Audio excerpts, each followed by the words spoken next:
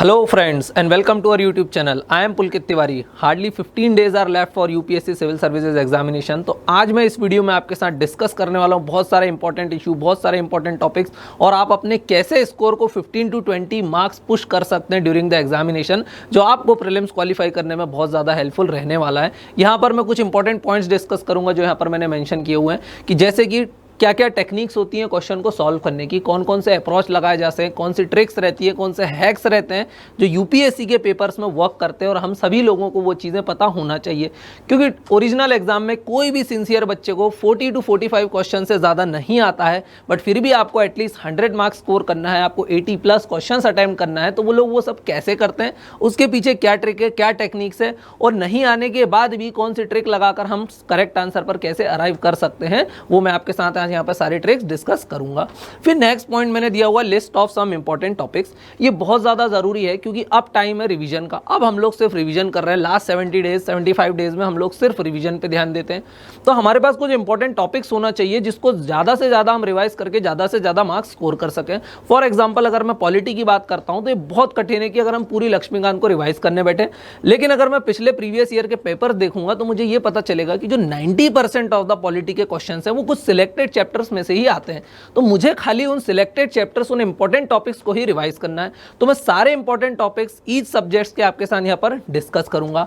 फिर जो मैंने नेक्स्ट पॉइंट दिया है डूज एंड डोंट्स, कि आपको अभी क्या करना चाहिए, क्या नहीं करना चाहिए, आपका डेली रूटीन कैसे रखना चाहिए, क्या टेस्ट देना है, अब तो वैसे नहीं देना है टेस्ट, बट अगर टेस्ट देना है तो उनको रिवाइज कैसे करना है, किन सब्जेक्ट्स के किन पर्टिकुलर टॉपिक्स के टेस्ट देना है, क्या रीड करना है, क्या रीड नहीं करना है, ठीक है। फिर आपका रूटीन कैसा होना चाहिए अभी इन दिनों में, क्योंकि आपका एग्जाम दिन में होने वाला है, तो जो लोग रात में जागते हैं शायद उनको कुछ प्रॉब्लम हो सकती है। तो आज वो सारी चीज़ों को हम यहाँ पर 1 by 1 डिस्कस करेंगे। और फिर during the day of exam, जब आप लोगों की एग्जाम होगी जिस दिन, उस दिन आपके पास एक चेकलिस्ट होना चाहिए कि एग्जाम जाने के पहले मुझे ये सारी चीज़ें मेरे साथ कैरी करना है। तो वो चीज़ें कौन कौन सी है उनको ध्यान से हमको लेकर के अपने साथ जाना है। तो स्टार्ट करते हैं। सबसे पहले टेक्निक ऑफ सॉल्विंग क्वेश्चन है कि क्या टेक्निक्स रहती हैं क्वेश्चन को सॉल्व करने की। तो हमारे पास 7-8 टेक्निक्स हैं, ईजी हैं, उनको अगर हम अप्लाई करेंगे तो हम करेक्ट आंसर पे अराइव कर सकते हैं। तो सबसे पहली टेक्निक जो मैंने दी हुई है उसका नाम है extreme words are generally wrong. Extreme words जो रहते हैं वो जनरली क्या होते हैं, रॉन्ग होते हैं। कोई भी स्टेटमेंट में अगर कोई एक्सट्रीम वर्ड है तो जनरली वो स्टेटमेंट क्या हो जाता है, रॉन्ग हो जाता है। अब ये एक्सट्रीम वर्ड्स क्या है, only, none, totally, necessary, completely, all, any, okay, fact या फिर एग्जैक्ट नंबर की बात कर रहा है। कोई मिनिस्ट्री है, मिनिस्ट्री हमेशा रॉन्ग मैच होती है, चीज़ आपको ध्यान रखना है। तो कभी भी एक्सट्रीम वर्ड्स हैं, extreme words like all, only, none, totally, necessary, ये सारे वर्ड्स अगर किसी स्टेटमेंट में भी आपको देखने को मिलते हैं तो you can mark that statement as incorrect. तो ये चीज़ आपको ध्यान रखना है, बिकॉज देयर आर एक्सेप्शंस। हमेशा किसी ना किसी चीज़ में exceptions are there in most of the cases. ये आपको ध्यान रखना है क्योंकि हर चीज़ में कोई ना कोई एक्सेप्शन, कोई ना कोई अपवाद जरूर से होता ही है। अब ये मैंने आपको ट्रिक बताई है, तो इस पे कुछ क्वेश्चन देख लेते हैं। प्रीवियस ईयर का किस टाइप से यूपीएससी ने पूछा था। तो ये क्वेश्चन कब आया था, यूपीएससी सिविल सर्विसेज प्रिलिमिनरी 2016 में पूछा गया क्वेश्चन है रिगार्डिंग ग्राम न्यायालय एक्ट। ठीक है, क्वेश्चन किस पे, ग्राम न्यायालय एक्ट। मुझे भी नहीं पता ग्राम न्यायालय एक्ट क्या है, लेकिन चलो ठीक है, इसको अपन फिर भी क्वेश्चन को तो रीड करते हैं, देखते हैं टेक्निक हमारी या कोई ट्रिक वर्क कर पाती है कि नहीं। With reference to the gram न्यायालय act which of the following statement is और आर करेक्ट। हमेशा आपको इस वर्ड को मार्क करना है, करेक्ट पूछा है या इनकरेक्ट पूछा है। हर क्वेश्चन में आपको ऐसा मार्क करना ही है। स्टेटमेंट 1 बोल रहा है as per that Gram Nyayalaya can hear only civil cases and not the criminal cases. क्या ग्राम न्यायालय सिर्फ और सिर्फ सिविल केसेस सुनती है? So only word is an extreme word और extreme words are generally wrong. तो हमारा स्टेटमेंट 1 इसके हिसाब से रूल के अकॉर्डिंग क्या हो जाता है, रॉन्ग, क्योंकि हमें ग्राम न्यायालय के बारे में ज्यादा नहीं पता है और ग्राम न्यायालय एक्ट में क्या लिखा ये तो और भी नहीं पता है। अब जहां जहां 1 है हमेशा ऐसे ही क्वेश्चन को सॉल्व किया जाता है। एक क्वेश्चन के अगर मैंने एक स्टेटमेंट को एलिमिनेट किया है तो जहां जहां 1 है मैं उसे हटा दूंगा। ए में 1 था, हटा दिया, सी में 1 था, मैंने हटा दिया। अब मेरे पास केवल 2 ऑप्शन बचे, बी और D.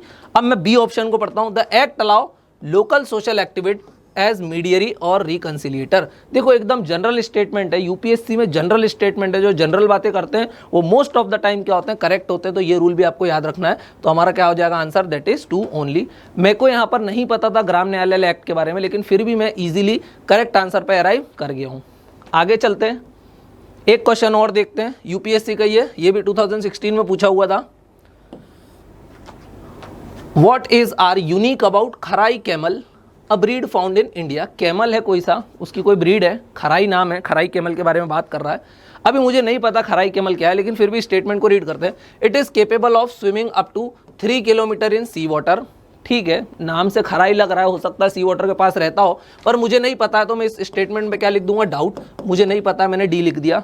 It survive by grazing on mangroves. देखो सेकंड स्टेटमेंट भी वाटर से रिलेट कर रहा है, मैनग्रूव से रिलेट कर रहा है। अगर ये सच में सी के पास रहता होगा ना, तो ये मैनग्रूव्स भी खाता पीता होगा, बट मुझे ये स्टेटमेंट भी नहीं पता, तो मैंने इस पर भी क्या लिख दिया, डी, डाउट में हूं मैं, तो दोनों स्टेटमेंट नहीं पता। अब थर्ड स्टेटमेंट पढ़ता हूं। It lives in the wild and can not be domesticated. Can not, क्या इसको डोमेस्टिकेट नहीं किया जा सकता? एकदम एक्सट्रीम वर्ड है। अरे भाई, हमारे पूर्वजों ने तो शेर को, चीते को, सबको पाल के रखा था। टाइगर को लोग आज भी डोमेस्टिकेट करते हैं। अरे जब लॉयन और टाइगर को डोमेस्टिकेट किया जा सकता है, तो क्या कैमल को डोमेस्टिकेट नहीं किया जा सकता? तो यहाँ पर can not is an extreme word, can not be domesticated. Yes, camels can be domesticated. तो थर्ड स्टेटमेंट तो हमारा रॉन्ग हो जाएगा, हमें नहीं पता खैराई कैमल क्या है। अब जहां जहां थर्ड है, हमारी टेक्निक के अकॉर्डिंग हम सबसे पहले वो ऑप्शन को एलिमिनेट करेंगे। इसमें थर्ड है, हट गया, इसमें थर्ड है, हट गया, इसमें थर्ड है, हट गया। हमें फर्स्ट और सेकंड के बारे में कुछ नहीं पता था, क्योंकि वो तो डाउट थे, बट चूंकि हमारे थर्ड ऑप्शन हमने एलिमिनेट कर दिया, तो हमारा आंसर क्या आ गया, ऑटोमेटिक 1 और 2, क्योंकि थर्ड स्टेटमेंट में एक एक्सट्रीम वर्ड यूज हो रहा है जिसका नाम है कैन नॉट बी डोमेस्टिकेटेड। तो आपको वर्ड्स का ध्यान रखना है, कैन नॉट बी एक क्या है, एक्सट्रीम वर्ड है। अभी कुछ नेक्स्ट रूल्स पे चलते हैं। एक तो हमने देखा extreme words are usually wrong. अब राइट कौन से होते हैं? जब भी कभी फ्यूचर की पॉसिबिलिटी के बारे में बात होती है, फ्यूचर के बारे में बात होती है, कोई टेक्नोलॉजी के बारे में बात होती है, तो वो स्टेटमेंट यूपीएससी यूजुअली क्या देता है, करेक्ट देता है। अब ऐसे कैसे क्वेश्चन हो सकते हैं? For example science and tech based question है, कोई भी क्वेश्चन आया किसी टेक्नोलॉजी के बारे में है, अगर वो फ्यूचर की बात कर रहा है, तो हमें नहीं पता वो फ्यूचर में क्या कर सकती है, राइट। भाई एक समय था ड्रोन किसके काम आता था? बोले भाई सर्विलेंस के काम आता था। आज ड्रोन तो डिलीवरी के काम आता है, आज ड्रोन को हम कैमरा शूटिंग के काम में भी लेते हैं। तो उस समय लोगों को नहीं पता था ड्रोन के क्या क्या यूजेस हो सकते हैं। बट अगर जब भी साइंस एंड टेक का क्वेश्चन है, फ्यूचर की पॉसिबिलिटी के बारे में बात करता है, तो हमें नहीं पता कौन सी चीज क्या आगे जाके कर सकती है, तो हमेशा हमको उसको क्या करना है, करेक्ट मार्क करना है।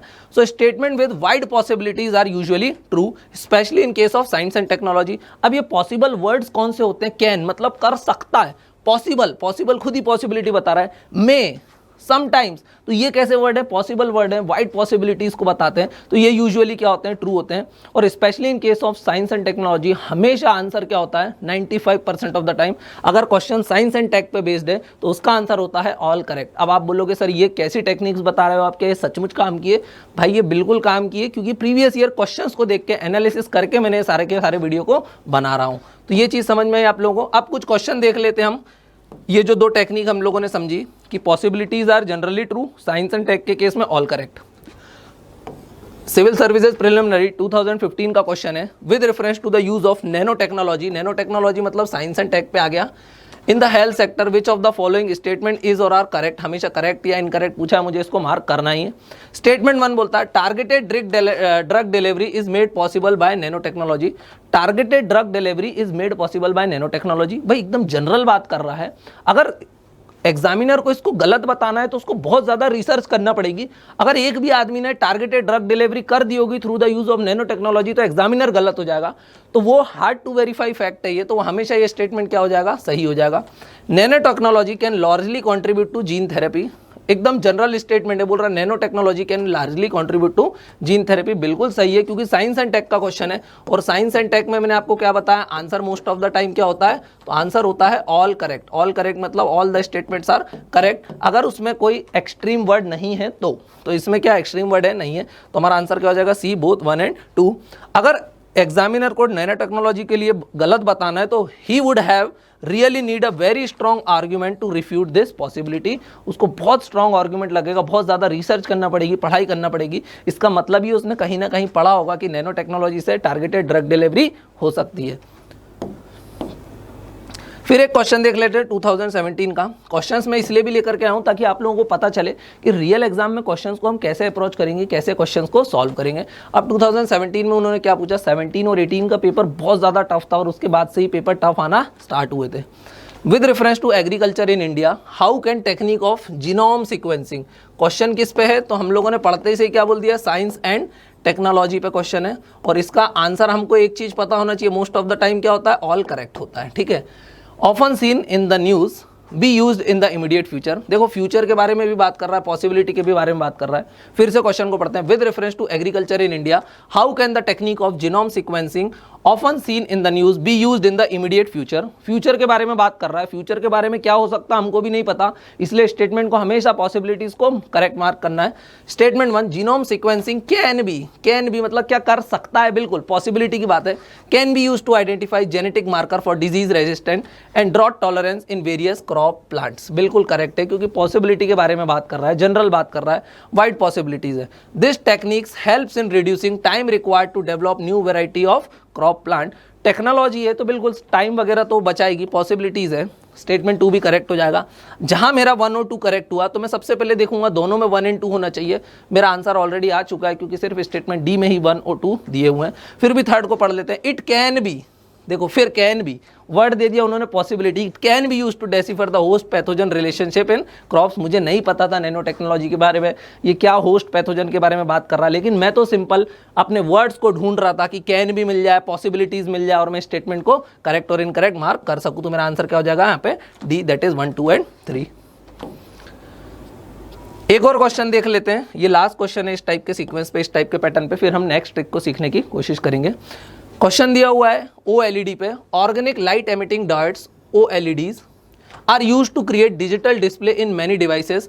What are the advantages of OLED displays over the liquid crystal display?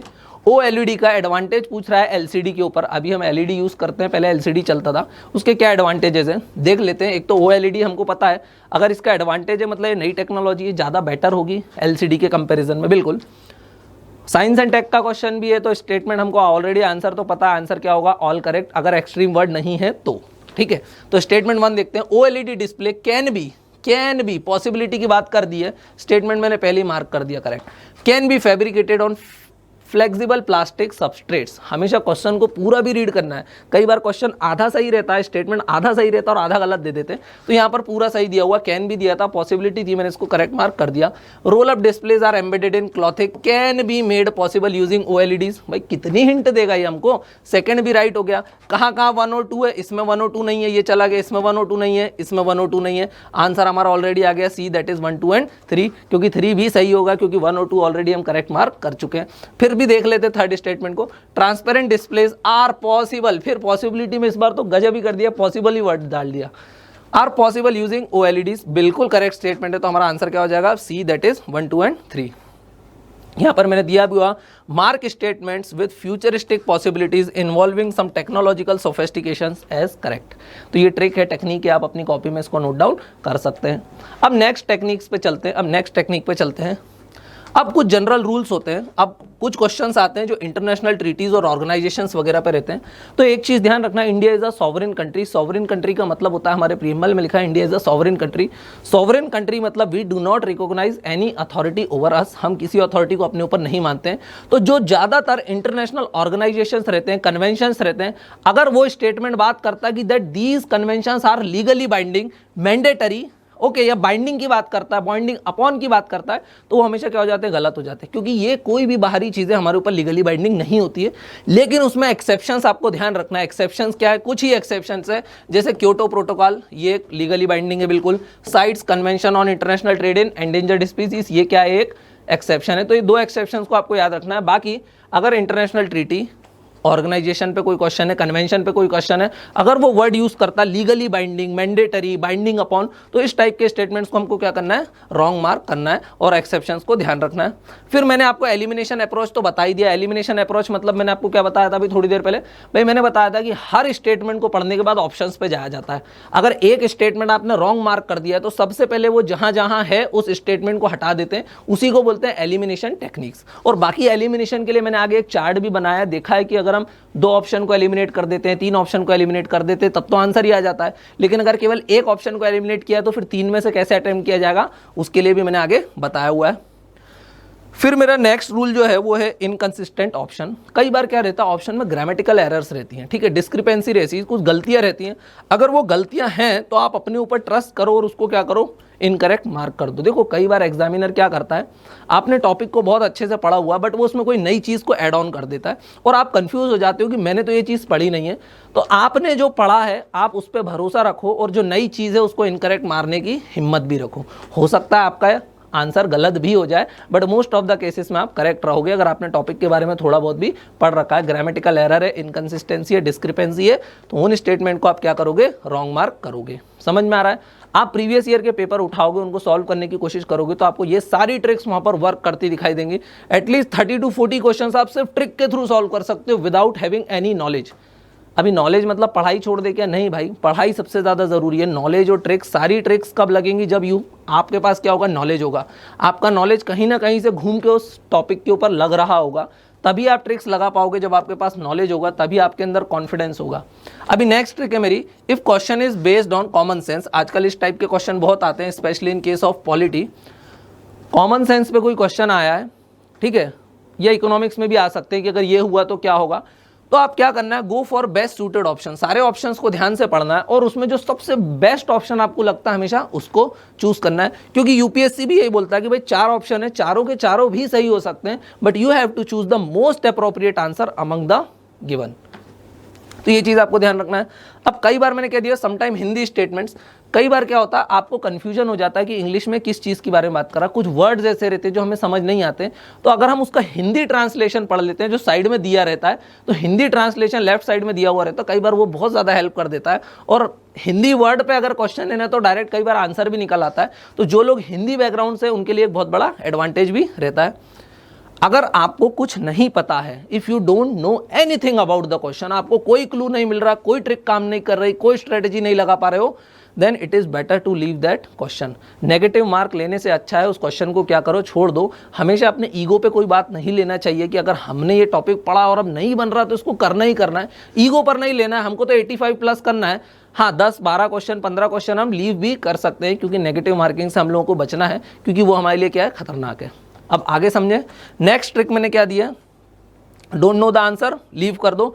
लेकिन अगर आपको कुछ नहीं पता उस टॉपिक के बारे में, लेकिन अगर उस टॉपिक के अंदर आपको ऐसे वर्ड्स देखने मिलते हैं, अशोक नाम देखने को मिलता है, विजयनगर एम्पायर से जुड़ी कोई बात है, हम्पी लिखा हुआ है वहां की कैपिटल के बारे में, दशावतार टेम्पल लिखा हुआ है, या कोई भी गोपुरम वगैरह की बात है जो विजयनगर से रिलेटेड है, बुद्धिज्म से रिलेटेड कोई टॉपिक लिखा है, जैनिज्म से रिलेटेड कोई टॉपिक लिखा है, कोई टॉपिक गांधी से रिलेटेड या गांधी नाम का वर्ड आया है, अगर ये वर्ड्स दिखते हैं और अगर आपने 85 क्वेश्चन अटेम्प्ट नहीं किए, then you can go for this technique also. ये थोड़ी सी रिस्की है, लेकिन अगर आपको कुछ ऐसे वर्ड्स दिखाई देते हैं, स्टेटमेंट है बहुत कठिन है, ठीक है, प्रीवियस ईयर आया भी है जैनिज्म या बुद्धिज्म पे, कोई अभी मुझे उसका नाम याद नहीं आ रहा है, और अगर आपको ऑप्शन में कुछ भी नहीं आता है, लेकिन अगर ये वर्ड दिखाई देते हैं, Ashoka, Vijayanagar empire, Hampi, Buddhist, Jainism, ठीक है, फिर अगर नॉर्थ ईस्ट का कोई नेशनल पार्क है या वाइल्ड लाइफ सेंचुरी वगैरह, राइट, तो आप उसको हमेशा क्या मार्क करोगे, करेक्ट मार्क करोगे। अगर गांधी दिखा तो करेक्ट मार्क करोगे, क्योंकि मोस्ट ऑफ द केसेस में आंसर यही होते हैं।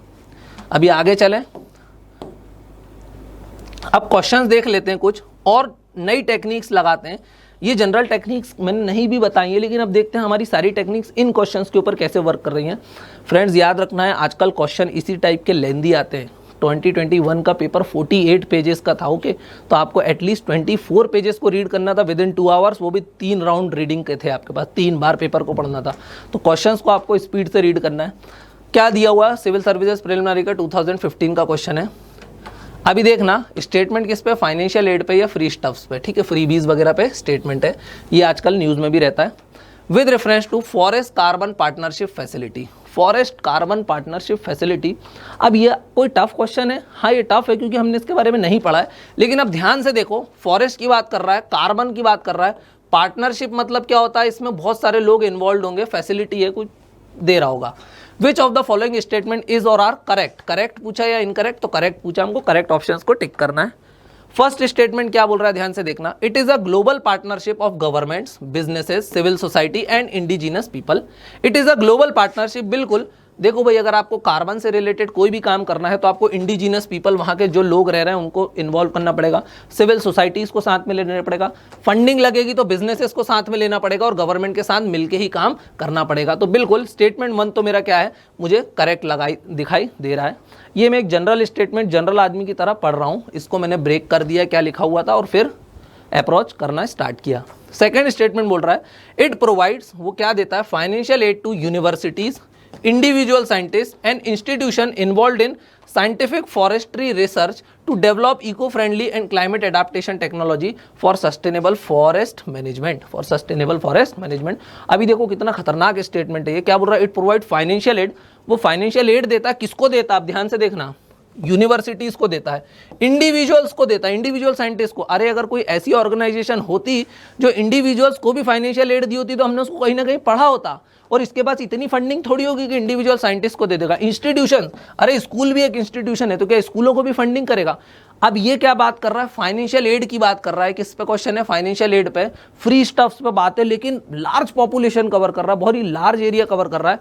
तो क्या ये इंस्टीट्यूशन के पास इतना पैसा होगा कि इंडिविजुअल्स को तक ये पैसा दे पाए? नहीं। हाँ, गवर्नमेंट को दे सकता है, एक आध दो इंस्टीट्यूशन को दे सकता है, लेकिन इंडिविजुअल इंस्टीट्यूशन, ये तो एक जनरल स्टेटमेंट है, मतलब ऑल आर एलिजिबल। तो क्या इसके पास इतना पैसा होगा? नहीं होगा। तो स्टेटमेंट 2 मेरा क्या हो जाएगा, रॉन्ग। अब जहां जहां 2 है मैं उसको हटा देता हूं, बी में 2 था हट गया, डी में 2 था हट गया। अब मेरे पास 2 ही ऑप्शन बचे, ए और सी। अब मैं सी को पढ़ता हूं, इट असिस्ट द कंट्रीज, ये कंट्रीज को मदद करता है in REDD reducing emission from deforestation and forest degradation plus effort by providing them with financial and technical assistance। अब देखो ये करेक्ट है, यहाँ पर भी फाइनेंशियल असिस्टेंस दे रहा है, लेकिन कंट्रीज को, कौन सी, डेवलपिंग कंट्रीज को, अगर 100 रुपए भी दे दिए तो वो भी फाइनेंशियल असिस्टेंस कहलाएंगे। जनरल स्टेटमेंट है, इंडिविजुअल्स को या इंस्टीट्यूशंस को नहीं दे रहा। तो स्टेटमेंट 3 मेरा क्या हो जाएगा, करेक्ट हो जाएगा। तो मेरा आंसर क्या हो जाएगा, 1 and 3 ओनली। तो मेरा 1 और 3 कहाँ पे दिया हुआ, ऑप्शन नंबर सी में दिया हुआ है। मैंने एक हिंट भी दिया हुआ है, where a scheme declare such a financial commitment to be applicable to large domain it is likely to be incorrect. अगर बहुत लार्ज डोमेन को फाइनेंशियल एड की बात कर रहा है तो वो statement most of the time में क्या होगा, इनकरेक्ट होगा। आपको ये चीज ध्यान रखना है। काफी बेहतरीन क्वेश्चन था, सॉल्व किया जा सकता था, टफ था वो, लेकिन अगर आपके पास टेक्निक है, ट्रिक है तो आप सॉल्व कर सकते हो। और टॉपर्स यही टेक्निक्स और ट्रिक्स लगाते हैं। हर सीरियस कैंडिडेट को 40 to 45 क्वेश्चन से ज्यादा नहीं आते, ये चीज आपको भी ध्यान रखना है। अब नेक्स्ट क्वेश्चन है, अब ये इस टाइप के क्वेश्चन को मैं नाम देता हूं for this and not for this. ये कर सकता है और ये नहीं कर सकता है। मैं ये कर सकता हूं, मैं ज्योग्राफी पढ़ा सकता हूं, पॉलिटी नहीं पढ़ा सकता हूं, तो ये गलत है। मैं ज्योग्राफी पढ़ा सकता हूं, मैं पॉलिटी भी पढ़ा सकता हूं, लेकिन अगर कोई बोलता है ये ज्योग्राफी पढ़ा सकता है, पॉलिटी नहीं पढ़ा सकता, तो ये चीज रॉन्ग हो जाएगी। तो यहां पर यूपीएससी के केस में भी यही वर्क करता rule, for this and not for this. अभी देखते हैं, with reference to fuel cell. सबसे पहले क्वेश्चन कहां पर है, साइंस एंड टेक वाला लग रहा है, फ्यूल सेल की बात कर दी। अगर साइंस वाला क्वेश्चन है तो हम हमेशा ऑल करेक्ट मार्क करते हैं, लेकिन उसमें एक्सट्रीम वर्ड नहीं होना चाहिए, ये भी ध्यान रखना है। With reference to fuel cell in which hydrogen rich fuel and oxygen are used to generate electricity, consider the following statements। किसके बारे में बात कर रहा है, कोई फ्यूल सेल के बारे में बात कर रहा है, बोल रहा है हाइड्रोजन को फ्यूल के तौर पे यूज करते हैं, ऑक्सीजन को भी यूज करते हैं, और किसका जनरेशन करते हैं, इलेक्ट्रिसिटी। अब अगर हाइड्रोजन और ऑक्सीजन यूज होंगे, ठीक है, तो मतलब वाटर भी बन सकता है, right. If pure hydrogen is used as a fuel then the fuel cell emit heat and water as by product. बिल्कुल, अगर हाइड्रोजन को यूज करोगे तो हीट और वाटर ही तो निकलेगा। बिल्कुल सही बात कर रहा है, जनरल स्टेटमेंट है, साइंस एंड टेक्नोलॉजी का स्टेटमेंट है, हमेशा करेक्ट होगा। तो फर्स्ट स्टेटमेंट करेक्ट है। तो देखो बी में 1 नहीं है तो मैंने हटा दिया, बाकी 3 जगह तो 1 है। अभी मेरे पास 3 ऑप्शन बचे। Fuel cell can be used, क्या बोल रहा है, कैन बी यूज्ड, पॉसिबिलिटी की बात कर रहा है, मतलब करेक्ट बोल रहा है। Fuel cell can be used for powering buildings, यहां तक बिल्कुल करेक्ट है, यहां पॉइंट तक। Fuel cell can be used for powering building, क्योंकि can be is a possibility. And not for small devices like laptop and computer. अरे भाई not बोल रहा है, टेक्नोलॉजी के केस में बोल रहा है फ्यूल सेल को लैपटॉप और कंप्यूटर में नहीं यूज कर सकते। कितनी गलत बात बता रहा है। फ्यूचर में कर सकते होंगे, हो सकता है अभी कोई कर रहा हो, भले ही वो गलत हो, कम एनर्जी देता हो, जो भी प्रॉब्लम्स हो, लेकिन कोई ना कोई तो कर सकता है। तो स्टेटमेंट 2 क्या हो जाएगा, रॉन्ग, क्योंकि साइंस एंड टेक्नोलॉजी का क्वेश्चन है और पॉसिबिलिटी को डिनाई कर रहा है, तो इसलिए 2 मेरा क्या हो जाएगा, रॉन्ग। अब जहां जहां 2 है मैं हटा देता हूं, तो मेरा डी ऑप्शन भी क्या हो गया, एलिमिनेट हो गया। अब मेरे पास बचा ए और सी। फिर बोल रहा fuel cell produce electricity in the form of alternating current. तो देखो कोई भी चीज़ों को चलाना है, बिल्डिंग को चलाना है, लाइट को चलाना है, कंप्यूटर को चलाना है, हमको पता है वो डायरेक्ट करंट से चलती है। अल्टरनेटिंग करंट तो टरबाइन वगैरह निकालते हैं। तो ये स्टेटमेंट हमारा क्या हो जाएगा, रॉन्ग हो जाएगा, क्योंकि हम सभी लोगों को पता है। तो हमारा थर्ड भी रॉन्ग हो जाएगा। तो हमारा आंसर क्या हो जाएगा, ए, दैट इज 1 ओनली। तो ये क्वेश्चन भी डूएबल था। क्या बोला मैंने इसको, for this and not for this. अब कुछ क्वेश्चन आते हैं जो एक बार अपन देखते हैं, बहुत टफ लगता है कि यार ये तो कभी नहीं पढ़ा, कहीं नहीं पढ़ा, बाप दादा जन्म में देखा नहीं, सुना नहीं, फिर भी क्वेश्चन आ गया। बट इसमें भी एक ट्रिक है। This question is based on hard to verify fact. कुछ ऐसा फैक्ट दिया हुआ है जिसको वेरीफाई करना बहुत मुश्किल है। फॉर एग्जाम्पल अगर मैंने बोला क्या विजयनगर के राजा क्रूर थे? भाई विजयनगर जाना जाता था अपने अच्छी चीज़ों के लिए, ग्लोरी के लिए, विक्ट्री के लिए, ठीक है। एक चमकदार शहर हुआ करता था वो साउथ इंडिया का, वो अच्छी चीज़ों के लिए जाना जाता था। लेकिन फॉर एग्जाम्पल अगर मैंने बोला क्या विजयनगर के राजा क्रूर थे, क्रूरता का मतलब क्या हो सकता है? वो डेथ पेनाल्टी देते हो, किसी के हाथ काट देते हो, किसी के पैर काट देते हो, किसी को यातनाएं देते हो, तो क्रूरता की कोई डेफिनेशन नहीं होती। और अगर चलो कोई ने बोला नहीं थे, पर अगर मैं कहीं से एक पन्ना भी ले आया ना विजयनगर के लिटरेचर का कि नहीं वहाँ के राजा क्रूर थे, तो एग्जामिनर गलत हो जाएगा। तो एग्जामिनर कभी भी ऐसे स्टेटमेंट नहीं देगा that are hard to verify, क्योंकि उसने कहीं ना कहीं वो स्टेटमेंट पढ़ा होगा तभी वो यहाँ पर दे रहा है आपको। अब क्वेश्चन को देख लेते हैं जल्दी से। Regarding taxation system of Krishnadeva the ruler of Vijayanagar consider the following statements. Vijayanagar बहुत फेवरेट टॉपिक है, ठीक है। विजयनगर बहुत फेवरेट टॉपिक है किसका? यूपीएससी का। ये चीज ध्यान रखना है। अशोका फेवरेट है, बुद्धिज्म जैनिज्म फेवरेट है, गांधी फेवरेट है, ठीक है। तो regarding the taxation system of Krishnadeva the ruler of Vijayanagar consider the following statement. The tax rate on land was fixed depending on the quality of land. देखो कितना जनरल स्टेटमेंट है। Tax rate on land, tax rate जो था land के ऊपर वो fix था depending on the quality of land. बिल्कुल पहले के राजा महाराजा भाई कोई बंजर भूमि है उससे ज़्यादा टैक्स नहीं लेंगे क्योंकि उसके पास अनाज कम होता है, लेकिन किसी की ज़मीन नदी के किनारे है, बहुत ज़्यादा फूड ग्रेन प्रोडक्शन कर रहा है, तो उससे ज़्यादा टैक्स लेंगे। आज भी यही चलता है। मुकेश अंबानी ज़्यादा टैक्स पे करता, हम लोग कम पे करते। क्यों? क्योंकि हम लोग गरीब हैं थोड़े से। तो ये स्टेटमेंट बिल्कुल जनरल स्टेटमेंट है, करेक्ट है। Private owner of workshop paid an industries tax. क्या है? बोल रहा private owner of workshop paid an industries tax. क्या प्राइवेट ऑनर इंडस्ट्री टैक्स देते होंगे? अरे भाई देते होंगे पहली बात तो। और अगर नहीं देते होंगे तो एग्जामिनर को पूरी लिटरेचर पढ़ना पड़ेंगी प्रूफ करने के लिए कि वो नहीं देते थे टैक्स। इसका मतलब उसने कहीं ना कहीं पढ़ा होगा कि that yes private owner of workshop paid an industries tax in Vijayanagar empire, तभी तो उसने क्वेश्चन दिया। तो स्टेटमेंट क्या हो जाएगा मेरा? टू भी करेक्ट हो जाएगा। क्या पूछा? विच of the statement given is और अबो आर करेक्ट। किसके बारे में बात कर रहा है? करेक्ट के बारे में। तो मेरे करेक्ट स्टेटमेंट क्या हो जाएंगे? Both 1 and 2। तो हिस्ट्री हमेशा ध्यान रखना है, history is a vast, it is easy to assert a fact with confident but it is quite difficult to negate a certain fact because history is evolving subject. वो evolve करती हो सकता है बाद में आपको कोई चैलेंज कर दे कि आपने जो बोला था ये लो मैं प्रूफ लेके आ गया। सो if you keep digging you will keep finding something new. अगर आप नई नई चीज़ें ढूंढते रहोगे तो आपको नई नई चीज़ें मिलती रहेंगी और हो सकता है बाद में एग्जामिनर बोल रहा था एक स्टेटमेंट गलत थे लेकिन आप बाद में ढूंढ लाए कि ये स्टेटमेंट सही थे, तो फिर एग्जामिनर की फजीहत हो जाएगी और आंसर की गलत हो जाएगी, जो यूपीएससी कभी नहीं करता है। अब आगे चलते हैं। अब नेक्स्ट जो टॉपिक है मेरा वो है what to read in the last few days. अब कुछ ही दिन बचे हुए हैं प्रीलिम्स में, हमारी बहुत कम दिन बचे हुए हैं, 15 दिन बचे हुए हैं खाली। अब हमें क्या पढ़ना चाहिए? तो देखो फ्रेंड्स, हमेशा पेपर 2 पार्ट में आता है, एक को बोलते हैं स्टैटिक और एक को बोलते हैं current affairs based.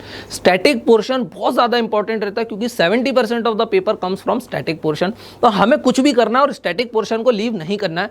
Current affairs की कोई सीमा नहीं है, कोई अंत नहीं है, जितना पढ़ो उतना कन्फ्यूजिंग है। कोई बहुत सारी बुकलेट्स आती हैं अलग अलग इंस्टीट्यूशन की, अलग अलग वेबसाइट्स की, और क्या होती है वो 150 पन्ने 200 पन्ने पर मंथ का आपको दे देते हैं, बोलते हैं आप 12 महीने का पढ़ लो, 24 महीने का पढ़ लो। लेकिन अगर आप उनको पढ़ोगे तो आपका टाइम बहुत ज़्यादा जाने वाला है। टाइम तो जाएगा ही जाएगा, वो भी ये प्रीशियस टाइम जाने वाला है, आपके पास अभी फ्री टाइम है नहीं। और दूसरी चीज़, जब आप उसको दोबारा 2-3 दिन बाद रिवाइज करोगे ना तो पता चलेगा सब ब्लैंक। क्यों? क्योंकि कोई भी चीज़ एक बार पढ़ने में याद नहीं होती, याद करने के लिए उसको 8 से 10 बार पढ़ना पड़ता है। So it is better to focus more on the static subjects. Important topics कुछ निकालना है, इंपॉर्टेंट कोर सब्जेक्ट्स निकालना है और उनको हमको क्या करना है? रिवाइज करना है स्पीड के साथ। तो जो मैंने कोर सब्जेक्ट्स निकाले वो कौन कौन से हैं? Economics, polity, history, geography and environment. सिर्फ ये 5 सब्जेक्ट करना है। कौन से? Economics, polity, history, geography and environment. और इन सभी को रिवाइज करना है। जैसे मैंने एक दिन में इकोनॉमिक्स रिवाइज किया, एक दिन ही लगेगा मुझे, अभी मैं बताऊंगा इकोनॉमिक्स में क्या पढ़ना है। एक दिन में इकोनॉमिक्स रिवाइज किया और उसके ऊपर एक टेस्ट दे दिया, सिर्फ एक टेस्ट दे दिया, फुल लेंथ टेस्ट, स्टैटिक पे दिया, करंट अफेयर्स नहीं चाहिए मुझे। पॉलिटी रिवाइज किया, पॉलिटी पे एक टेस्ट दे दिया। हिस्ट्री रिवाइज किया, हिस्ट्री पे एक टेस्ट दे दिया। ज्योग्राफी एनवायरनमेंट पे एक टेस्ट दे दिया और उन टेस्ट को बड़े ध्यान से पढ़ लिया कि मैंने किन टॉपिक्स में कहाँ पर क्या गलती करी थी और उनको कॉपी में नोट डाउन कर लिया। दैट्स इट, यही करना है मुझे। ऐसे एक बार सब सब्जेक्ट को रिवाइज किया, उन पे एक टेस्ट दे दिया, फिर इनको एक बार रिवाइज किया, फिर एक टेस्ट दे दिया और टेस्ट के क्या कर लिया मैंने? सिनॉप्सिस बना दिए। अब उसके बाद हमने जो भी गलतियाँ करी प्लस हमको क्या करना है? पिछले 2 साल के प्रीवियस ईयर पेपर्स देखना है। इस साल में भी फॉर एग्जांपल 2022 है तो यूपीएससी सिर्फ सिविल सर्विसेज नहीं कराता, वो और भी एग्जाम्स कराता है। तो यूपीएससी का जो बोर्ड है, उनके जो मेंबर्स हैं, उनका अगर माइंडसेट आपको पता करना है कि वो क्या एक्सपेक्ट कर रहे हैं स्टूडेंट्स से, तो आप अदर एग्जाम्स भी देखो यूपीएससी के। लाइक सीडीएस कराता है, कंबाइंड डिफेंस सर्विसेज, एनडीए कराता है नेशनल डिफेंस एकेडमी के लिए, okay, CAPF central arm police forces कराता है, इंडियन इंजीनियरिंग सर्विसेज की एग्जाम कराता है। तो वहाँ पर यूपीएससी एग्जामिनर का माइंडसेट दिखाई देता है कि वो जीएस में कहाँ पर झुके हुए हैं, उनका झुकाव किस तरफ है, वो किस टॉपिक पे ज़्यादा फोकस करना चाहते हैं, उनके लिए क्या प्रायोरिटीज। तो आपको प्रीवियस ईयर कुछ पेपर्स भी देखना चाहिए। ये चीज़ समझ में आ रहा है। और अब चूंकि टाइम काफ़ी कम बचा है तो अब कोई भी चीज़ नई नहीं पढ़ना है, नए टेस्ट नहीं देना है, आपको कोई भी नया नहीं करना है। What ever you have just revise them. जो आपने सिनॉप्सिस बना रखे हैं, जो नोट्स बना रखे हैं, सिर्फ उन्हीं को रिवाइज करना है। कोई भी चीज़ नई अब आपको नहीं पढ़ना है, because you don't have that much time. तो ये चीज़ आपको ध्यान रखना है। अब क्या पढ़ना है लास्ट फ्यू डेज में, तो अब मैं बताता हूँ आप लोगों को। पहले सब्जेक्ट्स भी बताऊंगा, लेकिन सबसे पहले मैं बताऊंगा low hanging fruits. Low hanging fruits मतलब इन टॉपिक्स पे हमेशा हर साल एक ना एक क्वेश्चन आता है। एक क्वेश्चन आएगा हर टॉपिक से, इन मतलब 5 क्वेश्चन फिक्स है, लगभग 5 की जगह हो सकता है 4 आ जाए, हो सकता है 6 भी आ जाए। लेकिन इनमें से ये टॉपिक्स कैसे ईजी हैं, इनको इजीली मैं 2-2 3-3 पन्ने पढ़ के अगर एक क्वेश्चन करेक्ट करता हूं तो ये क्या है, लो हैंगिंग फ्रूट्स हैं, इजीली डूएबल है। तो सबसे पहले मैंने क्या दिया हुआ, रिवर। रिवर क्या है, ज्योग्राफी का टॉपिक है। अब रिवर को है ना हमेशा हमको मैप पे मार्क करना चाहिए। अब रिवर में क्या पढ़ना है, रिवर की पढ़ना है ट्रिब्यूटरी, उसकी डिस्ट्रीब्यूटरी, ठीक है, उसका ओरिजिन कहाँ से होता है, वो कहाँ जाती है, क्या वो इंटर स्टेट रिवर है, अगर इंटर स्टेट रिवर है तो उस पर कोई डिस्प्यूट चल रहा है क्या। तो ये आपको हिंट देती है कि क्या यूपीएससी पूछ सकता है। हाँ, जैसे केन बेतवा पे पिछले ही साल क्वेश्चन आया था, ठीक है, उसके पहले तीस्ता रिवर पे आया था, क्योंकि इंडिया बांग्लादेश के बीच बाउंड्री बनाती थी। तो ये सारी चीज़ें हमको क्या करना है, ध्यान रखना है। अभी इवन रशिया और यूक्रेन भी कन्फ्लिक्ट में, तो क्या उनके बीच में भी कोई इंटर बाउंड्री रिवर है, तो आपको उसके बारे में भी देखना पड़ेगा। तो रिवर में क्या पढ़ना, ट्रिब्यूटरी एंड डिस्प्यूट्स। फिर नेक्स्ट टॉपिक है मेरा reports and indices. Next topic मेरा क्या है, रिपोर्ट्स एंड इंडाइसेस। अब देखो बहुत सारे अलग अलग ऑर्गेनाइजेशन है, वो अलग अलग रिपोर्ट्स पब्लिश करते हैं और अलग अलग इंडेक्स रहते हैं जो अलग अलग ऑर्गेनाइजेशन आपने निकालती है। तो इसमें कुछ इंपॉर्टेंट है like world bank, world economic forum, international monetary fund IMF जिसको बोलते हैं, यूनाइटेड नेशंस है, कुछ यूनाइटेड स्टेट्स की गवर्नमेंट कुछ रिपोर्ट्स निकालती हैं, कुछ अलग अलग NGOs हैं जो रिपोर्ट्स निकालते हैं। तो आपको वो रिपोर्ट्स याद होना चाहिए। ये सारा फैक्चुअल डेटा है। ये सारा डेटा कैसा है, तो मैंने बोला फैक्ट बेस्ड डेटा है। अब यूपीएससी फैक्ट पूछता है कि हाँ भाई फैक्ट पूछता है, आपको कुछ फैक्ट्स पता होना चाहिए। ऐसा नहीं कि आप कंसेप्ट के चक्कर में 0 फैक्ट याद करो। यहाँ पे से फैक्चुअल क्वेश्चन आता है, आपको कुछ 40-50 रिपोर्ट्स हैं, कौन उनको पब्लिश करता है वो आपको पता होना चाहिए, क्योंकि ये लो हैंगिंग फ्रूट है। क्वेश्चन आएगा, आप इजीली उसको क्या कर दोगे, मार्क कर दोगे। कोई भी न्यूमोनिक्स बना बनू के आप क्या करो, इसको रिपोर्ट वगैरह को याद करो, इंडेक्स कौन पब्लिश करता है आपको याद होना चाहिए। फिर एनवायरनमेंट में आ जाता है national parks and wild life sanctuaries. फिर क्या जाता है, national parks and wild life sanctuaries. अभी नेशनल पार्क्स कहाँ हैं, कौन से हैं, तो देखो एटलीस्ट 40 से 50 नेशनल पार्क आपको याद होना चाहिए, स्पेशली नॉर्थ ईस्टर्न इंडिया के। क्या होना चाहिए, नॉर्थ ईस्टर्न इंडिया के आपको नेशनल पार्क्स याद होना चाहिए। आसाम में कितने, अरुणाचल प्रदेश में कितने, मेघालय में, नागालैंड, मिजोरम, मणिपुर, जितने भी हैं, सिक्किम वगैरह, वहाँ पर क्या है, वहाँ पर कौन सी वाइल्ड लाइफ सेंचुरी, एक तो ये आपको याद होना चाहिए क्योंकि बहुत इंपॉर्टेंट है। नॉर्थ ईस्ट यूपीएससी का फेवरेट है, ठीक है। उसके बाद जो नेशनल पार्क न्यूज़ में लाइक कान्हा किस लिए, बांधवगढ़ है, कहाँ सबसे ज़्यादा टाइगर है, कहाँ कम टाइगर है, कौन से नेशनल पार्क में या टाइगर रिजर्व में टाइगर है ही नहीं। National park wild life sanctuary मतलब यहाँ पर टाइगर रिजर्व भी आप इंक्लूड कर लेना। कौन से वो 4 टाइगर रिजर्व है जहाँ पे टाइगर है ही नहीं, तो ये चीज़ आपको पता होना चाहिए। जैसे दंपा में नहीं है मिजोरम में, ठीक है, पलामू में नहीं है झारखंड में, टाइगर ही नहीं है, टाइगर रिजर्व है। तो आपको ये चीज़ें पता होना चाहिए कहाँ पे टाइगर्स कम है, कहीं टाइगर का कोई गलत केस हो गया है तो आपको वो चीज़ें पता होना चाहिए। टाइगर रिजर्व कहाँ है, नेशनल पार्क कहाँ है, वाइल्ड लाइफ सेंचुरीज कहाँ है, और एटलीस्ट जो करंट अफेयर्स में न्यूज़ में रही हैं कुछ समय से वो तो आपको पता होना ही चाहिए। तो 50 से 100 अपने को national park, wild life sanctuary और टाइगर रिजर्व के बारे में पता होना चाहिए, क्योंकि यहाँ से क्वेश्चन हमेशा आता है।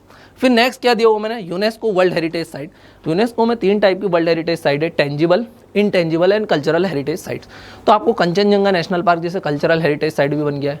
कुछ यूनेस्को ने सिटीज़ को बना दिया है, इंक्लूड करा है, मुंबई को करा है, हैदराबाद को करा है, चेन्नई को करा है। तो यूनेस्को की जो वर्ल्ड हेरिटेज साइट्स है उनके बारे में आपको पता होना चाहिए, बोथ टेंजिबल इनटेंजिबल, जैसे रामायण, चैंटिंग है ना, संकीर्तन, ये इनटेंजिबल हेरिटेज साइट्स है, यूनेस्को ने इनको रिकॉग्नाइज किया है। तो आपको इनकी लिस्ट पता होना चाहिए, वेरी वेरी इंपॉर्टेंट, राइट। उसके बाद मैंने क्या दिया हुआ, बायोस्फीयर रिजर्व्स इन इंडिया, जितने भी है उसमें से कौन से यूनेस्को से approved man in biosphere reserve का स्टेटस लिए बैठे हैं, तो वो सारे आपको पता होना चाहिए। किस स्टेट में कौन कौन से स्टेट्स उनको शेयर करते हैं, कौन सा टाइगर रिजर्व बड़ा है, कौन सा टाइगर रिजर्व छोटा है, सबसे बड़ा नेशनल पार्क कौन सा है, सबसे छोटा कौन सा है, सबसे ज़्यादा टाइगर्स कहाँ है, सबसे कम टाइगर्स कहाँ है, सबसे ज़्यादा डेंसिटी कहाँ है, सबसे कम डेंसिटी कहाँ है, सबसे ज़्यादा टाइगर कहाँ है, भाई मैंने बोला MP में, डेंसिटी सबसे ज़्यादा कहाँ है, उत्तराखंड में, ठीक है। सेकेंड नंबर पर ज़्यादा टाइगर कहाँ है, कर्नाटक में, 526 है मध्य प्रदेश में, और 524 मतलब 524 है कर्नाटक में। ये चीज़ आपको ध्यान रखना है। अब जो भी चीज़ें आपको पढ़ना है, जो भी चीज़ें अब आप पढ़ते हो, कोई भी टॉपिक को पढ़ते हो, तो बेटर है कि अब आप अपनी बुक्स को रख दो और उनको किसके थ्रू पढ़ो, एमसीक्यूज के थ्रू पढ़ो। कोई भी टॉपिक है, for example non cooperation movement है, अब नॉन कॉपरेशन को बुक से नहीं पढ़ना, नॉन कॉपरेशन पे प्रीवियस ईयर के 1 या 2 क्वेश्चन उठाओ, सॉल्व कर लो, स्टेटमेंट से पूरा टॉपिक भी रिवाइज हो जाएगा और आपको याद हो जाएगा कि मैंने उसको सही किया है गलत किया। तो now revise only through MCQ, don't read anything new. अब मैंने क्या लिखा, discuss with your friends who are getting good marks. अब अपने दोस्तों के साथ जो सीरियस कैंडिडेट्स हैं, ऑब्वियसली आलतू फालतू नहीं, जो सीरियस कैंडिडेट्स हैं, जो आपके दोस्त हैं, जो आपको लगता है वो आपसे अच्छा परफॉर्म कर रहे हैं, उनसे फ़ोन पे आप डिस्कस कर सकते हो। उससे माइंड भी फ्रेश होता है, रिलैक्सिंग फीलिंग भी आती है कि हमारी प्रिपरेशन ट्रैक पे है या नहीं है। अगर आप दोनों ने एक ही टेस्ट दिया और अगर उसके ज़्यादा मार्क्स आ रहे हैं, अगर उसने चीटिंग नहीं किया आपको लगता है, तो आप उससे डिस्कस कर सकते हो कि जो क्वेश्चन आपने गलत किया और अगर उसने सही किया है और दोनों को उसका आंसर नहीं पता था, तो उसने ऐसी कौन सी ट्रिक लगाई थी जिसके थ्रू उसने उस क्वेश्चन को करेक्ट मार्क कर दिया है। तो आपको हो सकता है कोई नया आइडिया मिल जाए, नया इनोवेटिव आइडिया मिल जाए और आप शायद एग्जाम में उससे 1 या 2 क्वेश्चन और ज़्यादा सही कर पाओ, क्योंकि every question is very important. Her question हमारी रैंक को डिसाइड कर सकता है कि हम मेंस दे रहे हैं या नहीं दे रहे हैं, ये चीज़ हमको ध्यान रखना है। अब मैंने हर सब्जेक्ट का ब्रेकअप किया है कि हमको किस सब्जेक्ट में क्या पढ़ना है। अब मैंने क्या किया है, हर सब्जेक्ट का ब्रेकअप किया है कि किस सब्जेक्ट में हमको क्या करना है। तो मैंने पहले भी बताया था, फोकस करना है सिर्फ इंपॉर्टेंट टॉपिक्स को, जो जो चीज़ें इंपॉर्टेंट है खाली हमको उसी को फोकस करना है। तो सबसे पहले मैंने क्या दिया हुआ है, इकोनॉमिक्स में दिया हुआ है, और इकोनॉमिक्स में मैंने क्या लिखा है, क्लास 12th की NCERT that is macro economics, इसको कवर करना है। अभी इसको कवर करना है, मैंने एक सीरीज़ बनाई हुई है, चाहो तो आप ऊपर आई बटन में आपको दिख जाएगी, वो सीरीज़ को आप देख सकते हो। उसमें मैंने केवल 5 से 6 घंटे के वीडियोस बनाए और पूरी इकोनॉमिक्स के स्टैटिक पोर्शन को कवर किया है। देखो इस समय 50-60 घंटे की कोई सीरीज़ देखना, इकोनॉमिक सर्वे, बजट, इनके चक्कर में पढ़ना, वो पढ़ने में बहुत अच्छी लगती है लेकिन क्वेश्चंस नहीं आते हैं। लेकिन जो स्टैटिक टॉपिक्स दिए हुए ना, इसमें से क्वेश्चंस आते हैं, और अगर आप 5-6 घंटे पढ़ के 4-5 क्वेश्चन अटेम्प्ट करते हैं ना, तो कॉस्ट बेनिफिट वेरी हाई है उसका। तो देखते हैं टॉपिक कौन से है। एनसीईआरटी में चैप्टर नंबर 2 दिया हुआ है, उसका नाम है जीडीपी एंड नेशनल इनकम। क्या दिया हुआ, जीडीपी एंड नेशनल इनकम। तो जीडीपी से रिलेटेड कंसेप्ट हमको पता होना चाहिए, जीडीपी की डेफिनेशन पता होना चाहिए। अब जीडीपी के बाद आता है नेशनल इनकम। तो भाई according to NCERT, net national product at factor cost is the national income. तो ग्रॉस से नेट पे कैसे जाते हैं, डोमेस्टिक से नेशनल पे कैसे जाते हैं, मार्केट प्राइस से फैक्टर कॉस्ट पे कैसे जाते हैं, डेप्रिसिएशन क्या होता है। तो ये कुछ बेसिक टर्म्स एंड टर्मिनोलॉजीज हैं जो आप लोगों को पता होना ही चाहिए। तो ये चीज़ आपको ध्यान रखना है, जो बेसिक चीज़ें वो आपको पता होना चाहिए। इनकम को या जीडीपी को कैसे कैलकुलेट किया जाता है, उसको कैलकुलेट करने की जो 3 मेथड्स हैं वो आपको पता होना चाहिए। जीडीपी के एग्रीगेट से जो आरबीआई यूज़ करता है वो आपको पता होना चाहिए। और ये सब कहाँ दिया हुआ है, ये कोई रमेश सिंह में नहीं, कोई संजीव वर्मा में नहीं, सिंपली क्लास 12 की NCERT that is macro economics, वहाँ पर दिया हुआ है। कोई आपको सोर्स नहीं बताता है, बट सारी चीज़ें कहाँ से कॉपी करता है, एनसीईआरटी से। चैप्टर नंबर 3 ये था, चैप्टर नंबर 2। अब चैप्टर नंबर 3 देख लेते हैं। Chapter number 3 is money and banking. NCERT के सारे चैप्टर्स लिखे हुए हैं। चैप्टर नंबर 1 जो था वो अदर चैप्टर का इंट्रोडक्शन था, तो चैप्टर 2, 3, 4, 5 एंड 6, ठीक है, 6 चैप्टर दिए हुए हैं उसमें। Chapter number 1 is the introduction of all other chapter. Chapter number 3 बात करता है मनी एंड बैंकिंग के बारे में। अब मनी में क्या पढ़ना है, मनी में वही पढ़ना है, इवोल्यूशन ऑफ मनी, बार्टर था, फिर एनिमल मनी आया, कॉमोडिटी मनी आया, फिर कॉइन्स वगैरह है, रिप्रेजेंटेटिव मनी, फिर फिएट मनी क्या है जिसको हम लीगल टेंडर बोलते हैं, फिड्यूशरी मनी क्या है, नॉन लीगल टेंडर आप एक्सेप्ट नहीं कर सकते, रिफ्यूज़ कर सकते हो, चेक्स क्या है, ये वो कैटेगरी वगैरह यहाँ पर देखना है मनी की। इवोल्यूशन मनी का देखना है हमको, ठीक है। कार्ड्स वगैरह, बिटकॉइन और जो भी आप क्रिप्टो करेंसी वगैरह आ रही है, वो सारी चीज़ों को हम कहाँ पढ़ते हैं, मनी में पढ़ते हैं। मनी के बाद उसी चैप्टर में आगे दिया हुआ है बैंकिंग। अब बैंकिंग में क्या करना है हमको, बैंकिंग में सबसे पहले हमको डिफरेंस देखना है between a central bank and commercial bank. Central bank means reserve bank of India in case of India. Commercial bank मतलब जिनका पर्पस होता है profit motive, like SBI, Punjab national bank, ICICI वगैरह, ठीक है। तो अब हमको सबसे पहले क्या देखना है, सेंट्रल बैंक और कमर्शियल बैंक में डिफरेंस देखना है। ये बैंक्स कौन होते हैं और नॉन बैंकिंग फाइनेंशियल कंपनीज कौन होती है, ये एनसीईआरटी में बहुत बढ़िया दिया हुआ है। फिर अगर बैंक्स हैं, एनबीएफसीज हैं, तो उनको रेगुलेट करने के लिए आरबीआई भी है। तो आरबीआई अगर बैंक्स को रेगुलेट करता है तो उसके पास कुछ टूल्स होते हैं मनी सप्लाई को कंट्रोल करने के लिए। मनी सप्लाई को भी कंट्रोल या कम ज़्यादा करना रहता है, तो मनी सप्लाई को मेजर कैसे किया जाता है, मनी मल्टीप्लायर क्या होता है। आरबीआई के पास ये क्वालिटेटिव और क्वांटिटेटिव टूल्स क्या है, repo rate, reserve repo rate, ये सब क्या होते हैं, ठीक है।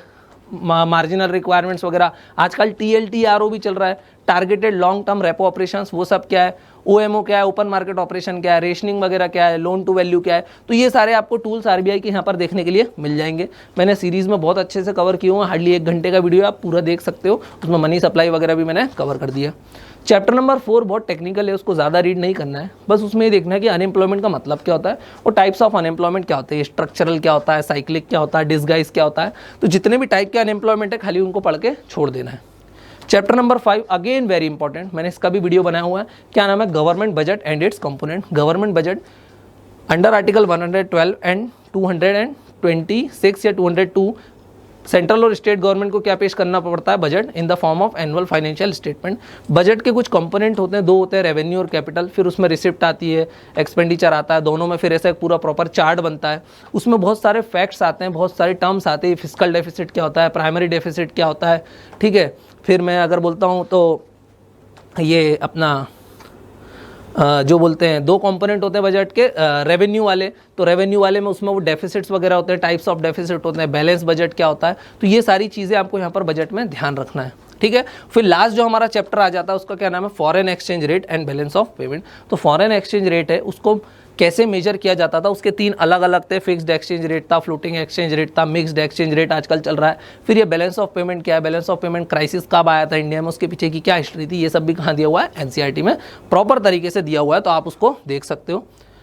अब बच रहा है खाली economic survey and you don't have much time to read economic survey. तो खाली क्या करना है, हर चैप्टर का सिर्फ इंट्रोडक्शन और समरी पढ़ना है, हार्डली आधे पेज की रहती है, सिर्फ इंट्रोडक्शन और summary, introduction summary, introduction summary. कितने घंटे लगेंगे, 2 घंटे लगेंगे खाली इंट्रोडक्शन और समरी पढ़ने में। खुद से पढ़ो, किसी की हेल्प की ज़रूरत नहीं है, खुद से पढ़ोगे तो चीज़ें याद हो जाएंगी। तो यहाँ पर आप पूरे इकोनॉमिक्स को कवर कर लोगे इस टाइप से। अब क्या करना है, पूरा इकोनॉमिक्स को रिवाइज किया, 1 दिन में हो जाएगा ये सारा काम, और फिर उस पर क्या करना है, आपको एक टेस्ट दे देना है और बहुत सारे क्या लगा लेना है, MCQ। और अपने फ्रेंड्स से तो साथ में डिस्कस करना ही है कि वो सही क्यों कर रहा है और आप गलत क्यों कर रहे हो। नेक्स्ट हमारा बहुत इंपॉर्टेंट टॉपिक आ जाता है जिसका नाम है सब्जेक्ट का पॉलिटी। नेक्स्ट क्या आ जाता है हमारा इंपॉर्टेंट सब्जेक्ट जिसका नाम है पॉलिटी। देखो भाई, पॉलिटी के लिए एक ही भगवान है जिसका नाम है लक्ष्मीकांत, लेकिन आजकल पॉलिटी का भगवान बदल रहा है और पॉलिटी में क्वेश्चंस कहाँ से आना शुरू हो गए, क्लास 11 की एनसीईआरटी जिसका नाम है constitution at work. Constitution at work से किस टाइप के क्वेश्चन आते हैं और आपको इस बुक को करना है, कैसे करना है, खाली 1 घंटे में हो जाएगी पूरी बुक। जिसने पढ़ी है वेल एंड गुड, जिसके पास सिनॉप्सिस है बहुत अच्छा है, और जिसके पास नहीं है उसको भी पढ़ना है। कैसे पढ़ना है, बुक को खोलना है, रीड नहीं करना है, कोई चार्ट दिखता है, कोई टेबल दिखता है, कोई डिफरेंस दिखता है, कोई बढ़िया स्कीमेटिक दिखती है, खाली उसको रीड करना है, ठीक है, खाली उसको रीड करना है। जैसे कि पिछले ही साल क्वेश्चन आया था, प्रोहिबिशन ऑफ डिस्क्रिमिनेशन या प्रोहिबिशन ऑफ अनटचेबिलिटी, आर्टिकल 17 पे क्वेश्चन था एक्चुअली। अनटचेबिलिटी कौन सा राइट है, अब लोग कंफ्यूज होगा कि वो तो आर्टिकल 17 है, but untouchability is a right to equality, क्योंकि राइट टू इक्वालिटी में 4 आर्टिकल दिए हुए अंडर 14 to 18, 14, 15, 16, 17, 18। ये जो आर्टिकल्स है ये किस में दिए हुए हैं, राइट टू इक्वालिटी में, तो उसमें टोटल 5-6 आर्टिकल दिए हुए हैं। तो आपको ध्यान रखना है, ये और एनसीईआरटी में चार्ट के फॉर्म में दिया हुआ था। एनसीईआरटी में प्रेसिडेंट टाइप ऑफ गवर्नमेंट क्या होती है, पार्लियामेंट्री गवर्नमेंट क्या होती है, उनके चार्ट दिए हुए हैं, ठीक है। सेमी प्रेसिडेंशियल के बारे में दिया हुआ, पार्लियामेंट्री क्या होती है, ब्रिटिश और इंडिया के चार्ट्स दिए हुए हैं। तो जो भी चार्ट है वो यहाँ पर बहुत ज़्यादा इंपॉर्टेंट है। चार्ट हुआ, कोई स्कीमेटिक हुई, ठीक है, कोई बॉक्स वगैरह हुआ है, किसी ने कॉन्स्टिट्यूएंट असेंबली में कोई कमेंट किया तो उनके कमेंट्स दिए हुए रहते हैं, डायरेक्टली नाम आ जाते हैं। लक्ष्मीकांत भी वही करता है कि इसने ये कमेंट दिया, उसने वो कमेंट दिया, और वो डायरेक्टली कहाँ से उठे हुए हैं, एनसीईआरटी से। अब उसके बाद शुरू करते हैं लक्ष्मीकांत से। तो सबसे पहले एनसीईआरटी को पॉलिटी को शुरू कहाँ से करना है, तो polity starts with the preamble. Polity को कहाँ से शुरू करना है, प्रीएम्बल। प्रीएम्बल बहुत ज़्यादा इंपॉर्टेंट टॉपिक है। देखो, पॉलिटी को हम पूरी लक्ष्मीकांत नहीं पढ़ेंगे, सिर्फ इतने ही चैप्टर्स पढ़ेंगे जो मैंने यहाँ पर दिए हुए हैं, और यही चैप्टर से 90% ऑफ द पॉलिटी पेपर आएगा। कितना पेपर आएगा, 90%। तो हम इन चैप्टर्स को पढ़ने में 20% टाइम देंगे और 90% पेपर को कवर कर लेंगे, क्योंकि बाकी टॉपिक्स में आपको टाइम बहुत ज़्यादा लगेगा और कॉस्ट बेनिफिट बहुत कम रहेगा। तो हमको अपॉर्चुनिटी के हिसाब से काम करना है कि कम काम में ज़्यादा मेहनत हो जाए, कम काम करें और ज़्यादा मार्क्स हम लेकर के आए। अब जल्दी से देख लेते हैं, पॉलिटी में सबसे पहले क्या पढ़ना है, प्रीएम्बल। अब प्रीएम्बल में क्या पढ़ना है, सबसे पहले तो आपको प्रीएम्बल का टेक्स्ट एज इट इज़ याद होना चाहिए। प्रीएम्बल का टेक्स्ट जब आप याद कर लोगे, उसके बाद उसके बारे में कुछ बेसिक्स आपको पता होना चाहिए कि whether preamble is part of constitution और नॉट। तो आपको ध्यान रखना है कि yes, preamble is part of constitution according to supreme court. Supreme court ने केशवानंद भारती केस में और LIC ऑफ इंडिया केस में क्लियरली बोला हुआ है कि प्रीएम्बल कॉन्स्टिट्यूशन का पार्ट है। अच्छा, कोई ऐसा भी केस है सुप्रीम कोर्ट का जिसमें बोला उसने कि preamble is not part of constitution? हाँ, शंकरी प्रसाद में बोला था, लेकिन बाद में उसको बदल दिया। तो प्रीएम्बल कॉन्स्टिट्यूशन का पार्ट है क्या? प्रीएम्बल को बदला गया है कभी? हाँ, एक बार बदला गया है, केवल 42 कॉन्स्टिट्यूशनल अमेंडमेंट एक्ट से 3 वर्ड ऐड करे थे उसमें। क्या प्रीएम्बल अंडर आर्टिकल 368 चेंज हो सकता है? अरे जब प्रीएम्बल कॉन्स्टिट्यूशन का पार्ट है तो हो सकता है, लेकिन प्रीएम्बल के कुछ 8 एलिमेंट्स हैं, उसमें 8 वर्ड्स हैं जो बेसिक स्ट्रक्चर को फॉर्म करते हैं, जो 8 एलिमेंट्स हैं उनको आप चेंज नहीं कर सकते हो। फिर आ जाता है part 1 of the Indian constitution, that is union and it's territory, article 1 to 4, वो आपको यहाँ पर एज इट इज याद होना चाहिए। सिटीजनशिप काफ़ी न्यूज़ में चलता रहता है, इंपॉर्टेंट टॉपिक है। इसमें सिटीजनशिप अमेंडमेंट एक्ट ऑफ 2019 आपको पता होना चाहिए। फिर पूरी पॉलिटी का सबसे इंपॉर्टेंट टॉपिक आ जाता है फंडामेंटल राइट्स। हमेशा क्वेश्चन आएगा ही आएगा, और फंडामेंटल राइट्स में फंडामेंटल राइट्स तो आपको पता होना चाहिए। आजकल रिलीजियस एंड कल्चरल राइट्स पे ज़्यादा फोकस रहता है। ओके, उसके बाद आपको रिट्स पता होना चाहिए, 5 टाइप के रिट्स आपको पता होना चाहिए, उसमें 5 टाइप के एग्जाम्पल वगैरह आपको पता होना चाहिए। रिट ज्यूरिसडिक्शन किसका ज़्यादा है? सुप्रीम कोर्ट का, हाई कोर्ट का। आप लीगल राइट के लिए कहाँ अप्रोच कर सकते हो? सुप्रीम कोर्ट तो आप जा नहीं सकते हो, तो ये चीज़ आपको ध्यान रखना है कि कई जगह इवन हाई कोर्ट का ज्यूरिसडिक्शन ज़्यादा है कंपेयर टू सुप्रीम कोर्ट, तो ये सब आपको ध्यान रखना है। फिर आपको आ जाना है पार्ट 4 पे, that is directive principle of state policy. उसके बाद पार्ट 4 है फंडामेंटल ड्यूटीज़, इनको आपको कवर करना है। फिर आपको आ जाना है डायरेक्टली यूनियन लेजिस्लेचर पे। फिर आपको डायरेक्टली कहाँ जाना है? यूनियन लेजिस्लेचर पे। अब यूनियन लेजिस्लेचर में आपको क्या पढ़ना है? तो यूनियन लेजिस्लेचर में आप टॉपिक देख सकते हो। सबसे पहले आपको पढ़ना है प्रेसिडेंट। क्या पढ़ना है? सबसे पहले आपको प्रेसिडेंट। तो आपको क्या करना है? प्रेसिडेंट और गवर्नर वाले टॉपिक्स को करना है। तो जब आप प्रेसिडेंट को करोगे तो साथ साथ किसको कंप्लीट कर लोगे? गवर्नर को भी कंप्लीट कर लोगे।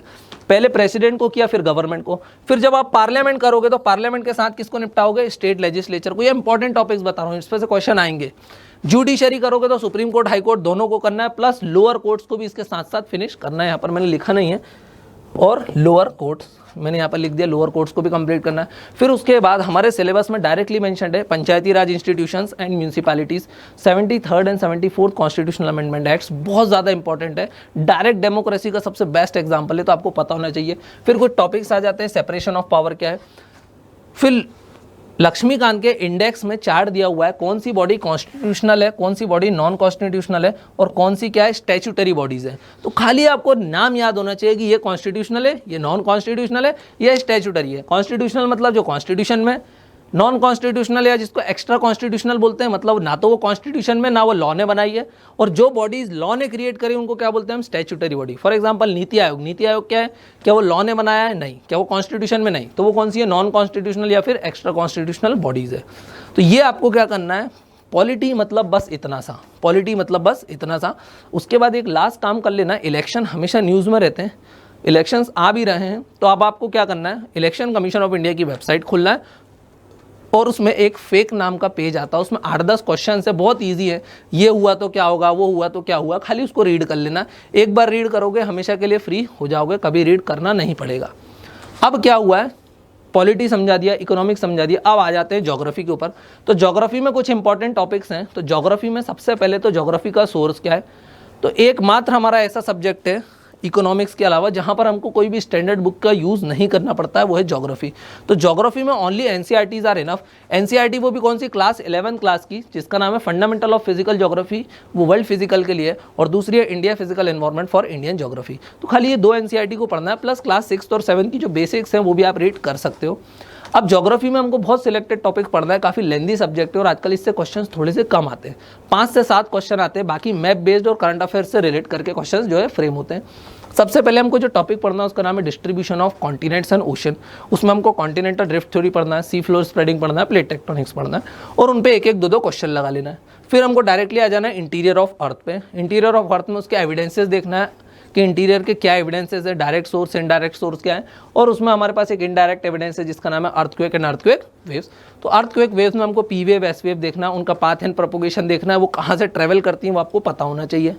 उसके बाद ये जियोमॉर्फोलॉजी खत्म। अब उसके बाद आप आ जाओगे क्लाइमेटोलॉजी पे। तो ये जो क्लाइमेटोलॉजी वाला पोर्शन है, ये वाला जो पोर्शन है, इसमें क्लाइमेट है, जो क्लाइमेट में अब आपको क्या क्या पढ़ना है? तो एनसीईआरटी के चैप्टर्स ही पढ़ना है। शुरुआत कहाँ से होती है? लेयर्स ऑफ एटमॉस्फेयर से। तो सबसे पहले आपको वो पढ़ना है। फिर आपको फेरल मॉडल पढ़ना है कि विंड सर्कुलेशन क्या चलता है, ईस्टर्ली, वेस्टर्ली, पोलर ईस्टर्ली, सब पता होना चाहिए आपको बिल्कुल। ITCZ क्या है, हॉर्स लैटिट्यूड, डोल्ड्रम वगैरह, ये बेसिक्स हैं। अल नीनो, ला नीनो, सदर्न ऑसिलेशन, ये सारे कंसेप्ट क्या है पैसिफिक ओशन के, जो इंडिया के मानसून पे भी इम्पैक्ट कर देते हैं। जेट स्ट्रीम क्या है, जेट स्ट्रीम में सब ट्रॉपिकल वेस्टर्ली जेट स्ट्रीम क्या है, ट्रॉपिकल ईस्टर्ली जेट स्ट्रीम क्या है, इनका इंडियन मानसून पे क्या इंपैक्ट पड़ता है ये आपको पता होना चाहिए कि भाई सडन ऑनसेट होता है मानसून का तो कब होता है, जब ये इंडिया के ऊपर से चली जाती है। ये क्या करती है, मॉनसून को तेज बनाए रखने में हेल्प करती है, तो दोनों का रूल आपको पता होना चाहिए। वेस्टर्न डिस्टर्बेंसेस क्या है, साइक्लोन में आपको ट्रॉपिकल साइक्लोन पता होना चाहिए, एक्स्ट्रा ट्रॉपिकल साइक्लोन जिसको हम टेम्परेट साइक्लोन भी बोलते हैं वो पता होना चाहिए। टेम्परेट साइक्लोन में फ्रंट्स वगैरह क्या होती है, फ्रंटोजेनेसिस, फ्रंटोलाइसिस, टाइप्स ऑफ फ्रंट, ये आपको पता होना चाहिए। कोरल रीफ्स क्या है, कोरल रीफ्स के 3 टाइप्स है, fringing reefs, barrier reefs, atoll वगैरह, ये बेसिक चीज़ें और सभी को पता होना ही चाहिए। ये समझ में आ रहा है। इतना करने के बाद अब एक लास्ट टॉपिक बचता है जो बहुत इंपॉर्टेंट है, जो एनसीईआरटी में इसके लिए एक डेडिकेटेड चैप्टर दिया हुआ और मैंने एक वीडियो भी बनाया हुआ है, मैं उसको यहाँ पर मार्क कर दूंगा आई बटन में। क्या है क्लाइमेट में, उसका नाम है climatic reason and world distribution. क्या नाम है, climatic reason and world distribution. दिखाई दे रहा है सबको। इसका मतलब क्या है भाई, इसमें अलग अलग टाइप के वर्ल्ड में क्लाइमेट है। फॉर एग्जांपल मैंने पूछा मेडिटेरेनियन क्लाइमेट, रट्टा मारना बात अलग है, लेकिन आपको पता होना चाहिए कि मेडिटेरेनियन टाइप के क्लाइमेट की लोकेशन कहाँ है। क्या वो सिर्फ नॉर्थ हेमिस्फीयर में मिलता है, साउथ में मिलता है? भाई मेडिटेरेनियन क्लाइमेट में मैं बोलता हूँ ठंड में बारिश होती है और गर्मी में क्या पड़ती है, वहाँ पे सूखा पड़ता है। ज़्यादातर दुनिया में क्या होता है, इंडिया में गर्मियों में बारिश होती है और ठंड में सूखा पड़ता है, वहाँ पर उल्टा होता है। तो मेडिटेरेनियन क्लाइमेट क्या है, ब्रिटिश टाइप ऑफ क्लाइमेट क्या है, तुंद्रा क्या है, टाइगा क्या है, ठीक है, ये सब क्या होता है, परमाफ्रॉस्ट क्या होता है, लॉरेंशिया टाइप ऑफ क्लाइमेट क्या होता है, सवाना क्या होता है, ट्रॉपिकल ग्रासलैंड्स क्या होता है, इक्वेटोरियल टाइप ऑफ क्लाइमेट क्या होता है, मॉनसून क्या होता है, ट्रॉपिकल मॉनसून क्या होता है, टेम्परेट मॉनसून क्या होता है, सारी चीज़ें आपको पता होना चाहिए। सेमी एरिड क्या होता है, डेजर्ट क्या होती है, और कोपन स्कीम भी आपको साथ साथ पता होना चाहिए। तो ये सारी चीज़ों को मैंने एक ही वीडियो में कवर करने की कोशिश करी है, उससे आप इजीली एक ना एक क्वेश्चन को एक्सपेक्ट कर सकते हैं। टॉपिक का नाम क्या है, climatic reason and world distribution. अब उसके बाद आगे चलते हैं, उसके बाद ज्योग्राफी में आगे देख लें। वर्ल्ड खत्म करा, अब आ जाते हैं इंडियन ज्योग्राफी में। तो इंडियन ज्योग्राफी में सबसे पहले आपको निपटाना drainage system. Chapter number 3 of India physical environment, class 11th NCERT. क्या नाम है चैप्टर का, ड्रेनेज सिस्टम। ड्रेनेज सिस्टम में आपको अलग अलग है, 3 दिए हुए, गंगा, ब्रह्मपुत्र और इंडस का। उसमें उनकी सारी ट्रिब्यूटरीज दी हुई हैं, कहाँ से निकलती हैं, कहाँ जाती हैं, वो आपको मिल जाएगा। लेफ्ट बैंक ट्रिब्यूटरी कौन सी है, राइट बैंक ट्रिब्यूटरी कौन सी है। काफ़ी फैक्चुअल चैप्टर है बट इंपॉर्टेंट है। फिर सॉइल काफ़ी इंपॉर्टेंट चैप्टर है, ये भी इंडिया की ज्योग्राफी में आपको देखने मिल जाएगा। फिर मैप मार्किंग, मैप को कभी भी इग्नोर नहीं करना है, मैप को हमेशा क्या करना है, मैप पे ही मार्क करना है।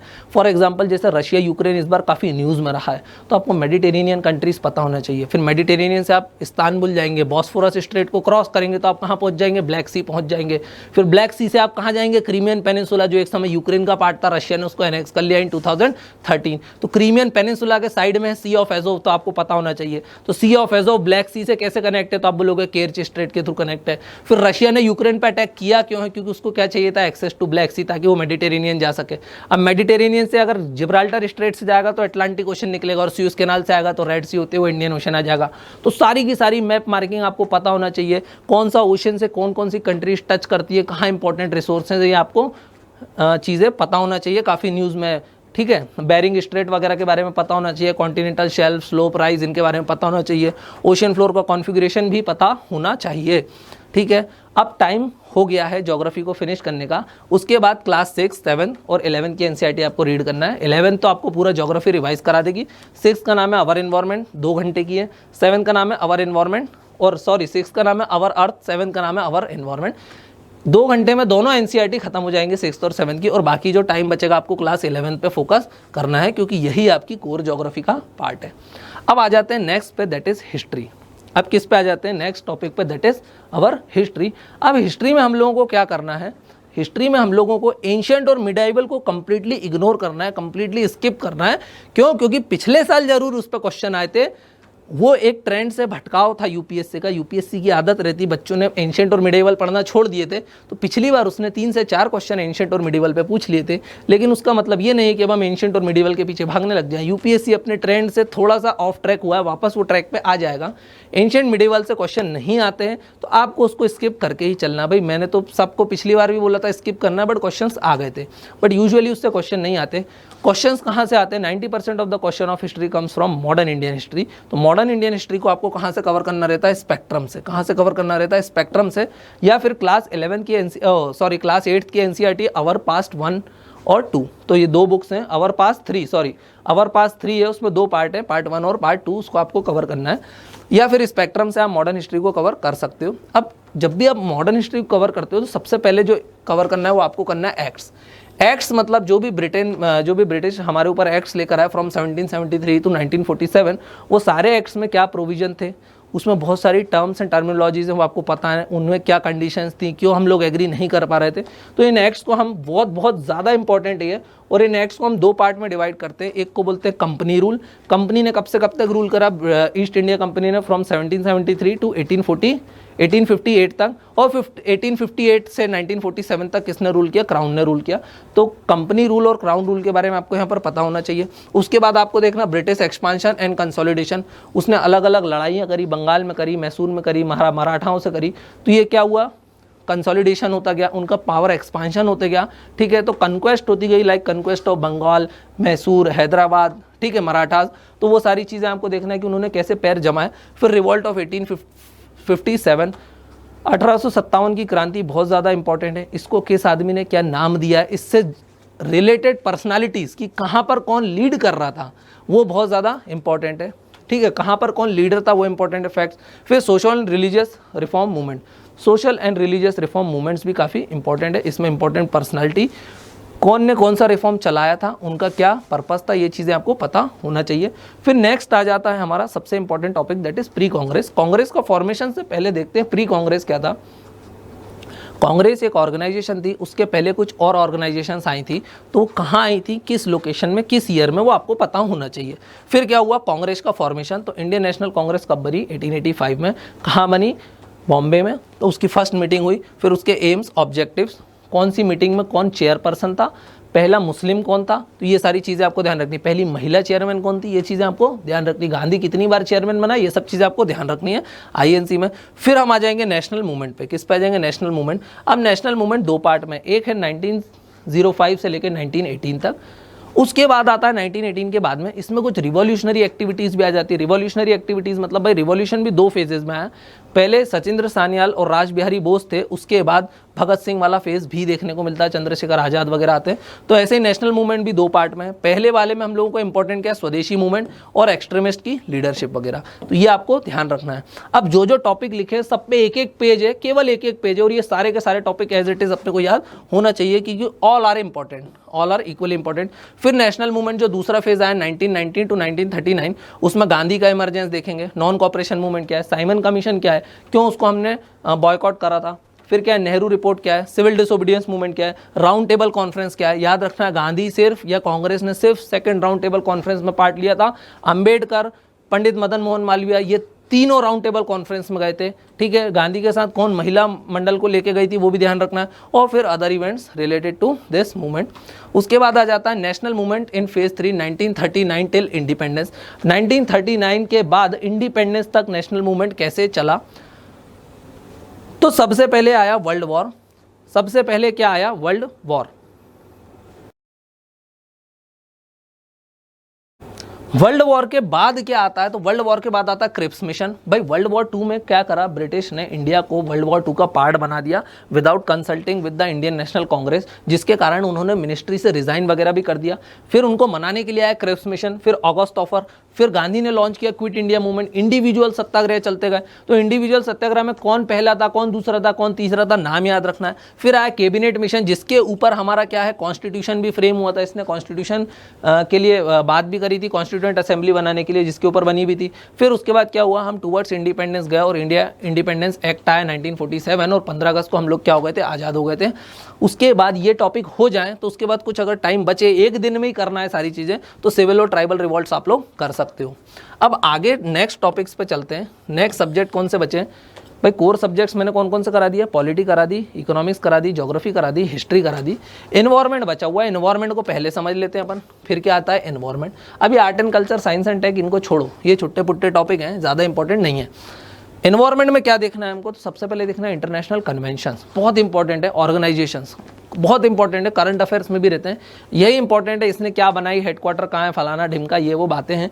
फिर लिस्ट ऑफ वेटलैंड्स। वेटलैंड्स मतलब क्या होते हैं, जिनकी डेप्थ 2 मीटर से कम होती है, ना तो ये ज़्यादा गहरी वाटर बॉडी रहती है, ना उथली रहती है, है ना, ये इनको बोलते हैं वेटलैंड्स।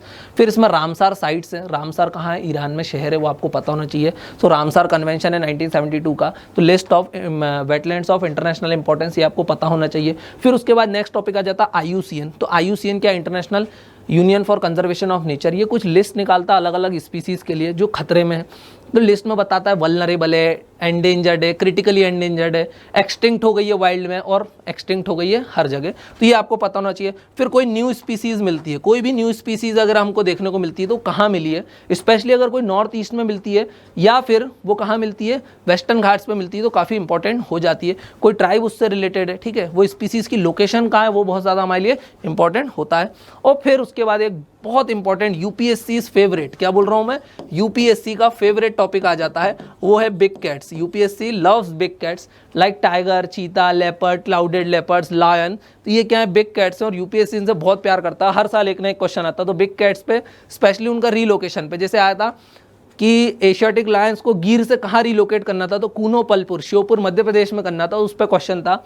टाइगर पे क्वेश्चन आया था स्ट्राइप्स की, उसके टाइगर्स को काउंटिंग की मेथड थी, तो स्ट्राइप्स पे क्वेश्चन आ गया, अब नहीं आएगा। तो लॉयन पे भी इस बार चला है पूनम अवलोकन। क्या नाम है उसका? पूनम अवलोकन। तो आपको ध्यान रखना है पूनम अवलोकन क्या था, इसके बारे में रीड कर लेना। फिर एशियाटिक चीता जो हमारे यहाँ एक्सटिंक्ट हो चुका है, अब उसको कूनोपलपुर लाने की बात कर रहे हैं ईरान से। तो एशियाटिक चीता तो एक्सटिंक्ट हो चुका है, लेकिन ईरान ने मना कर दिया कि हम एशियाटिक चीता नहीं देंगे। तो बोला अफ्रीकन चीता का रीइंट्रोडक्शन करेंगे, कहाँ पर? कूनोपलपुर में। तो ये सारी चीज़ें आपके लिए बहुत ज़्यादा इंपॉर्टेंट हो जाती हैं और आपको इन पर ध्यान रखना है। फ्रेंड्स, इतना समझ आने के बाद हम आगे चलते हैं और अब हम देखते हैं कि how to attempt question paper in the exam time. अब हम एग्जाम टाइम में क्वेश्चन पेपर को कैसे अटेम्प्ट करेंगे, तो उसकी मैं सारी ट्रिक्स एंड टेक्निक्स बताऊंगा, कैसे प्रोसीड करना है, कैसे 1 बाय 1 क्वेश्चंस को अटेम्प्ट करना है और कैसे ज़्यादा से ज़्यादा मार्क्स ऑब्टेन करना है, और हम कैसे 85 प्लस क्वेश्चंस को ईजिली अटेम्प्ट कर पाएंगे। ईजिली तो मैं नहीं बोल सकता, बट कोई ना कोई ट्रिक्स एंड टेक्निक्स के थ्रू 85 का नंबर हम रीच करेंगे। अभी क्यों करेंगे? सबसे पहले ध्यान रखना, attempt the paper in 3 rounds. 3 round मतलब आपको एटलीस्ट कितनी रीडिंग करना है? 3 रीडिंग करना है। First reading, second reading and third reading. First reading में आपको क्या करना है, अगर आप सीरियस कैंडिडेट है तो आपको 40 से 45 क्वेश्चन ऐसे देखने को मिलेंगे क्वेश्चन पेपर में जिसमें आप श्योर होंगे कि yes this is the right answer, और आप उसको डायरेक्टली अपनी OMR में क्या कर देंगे? मार्क कर देंगे। तो वो फर्स्ट रीडिंग जब आप करेंगे तो उसमें सारे क्वेश्चंस को आप अपनी OMR पे 40 to 45 क्वेश्चंस को मार्क कर देंगे जिसमें आप 100% श्योर है कि yes this is the answer.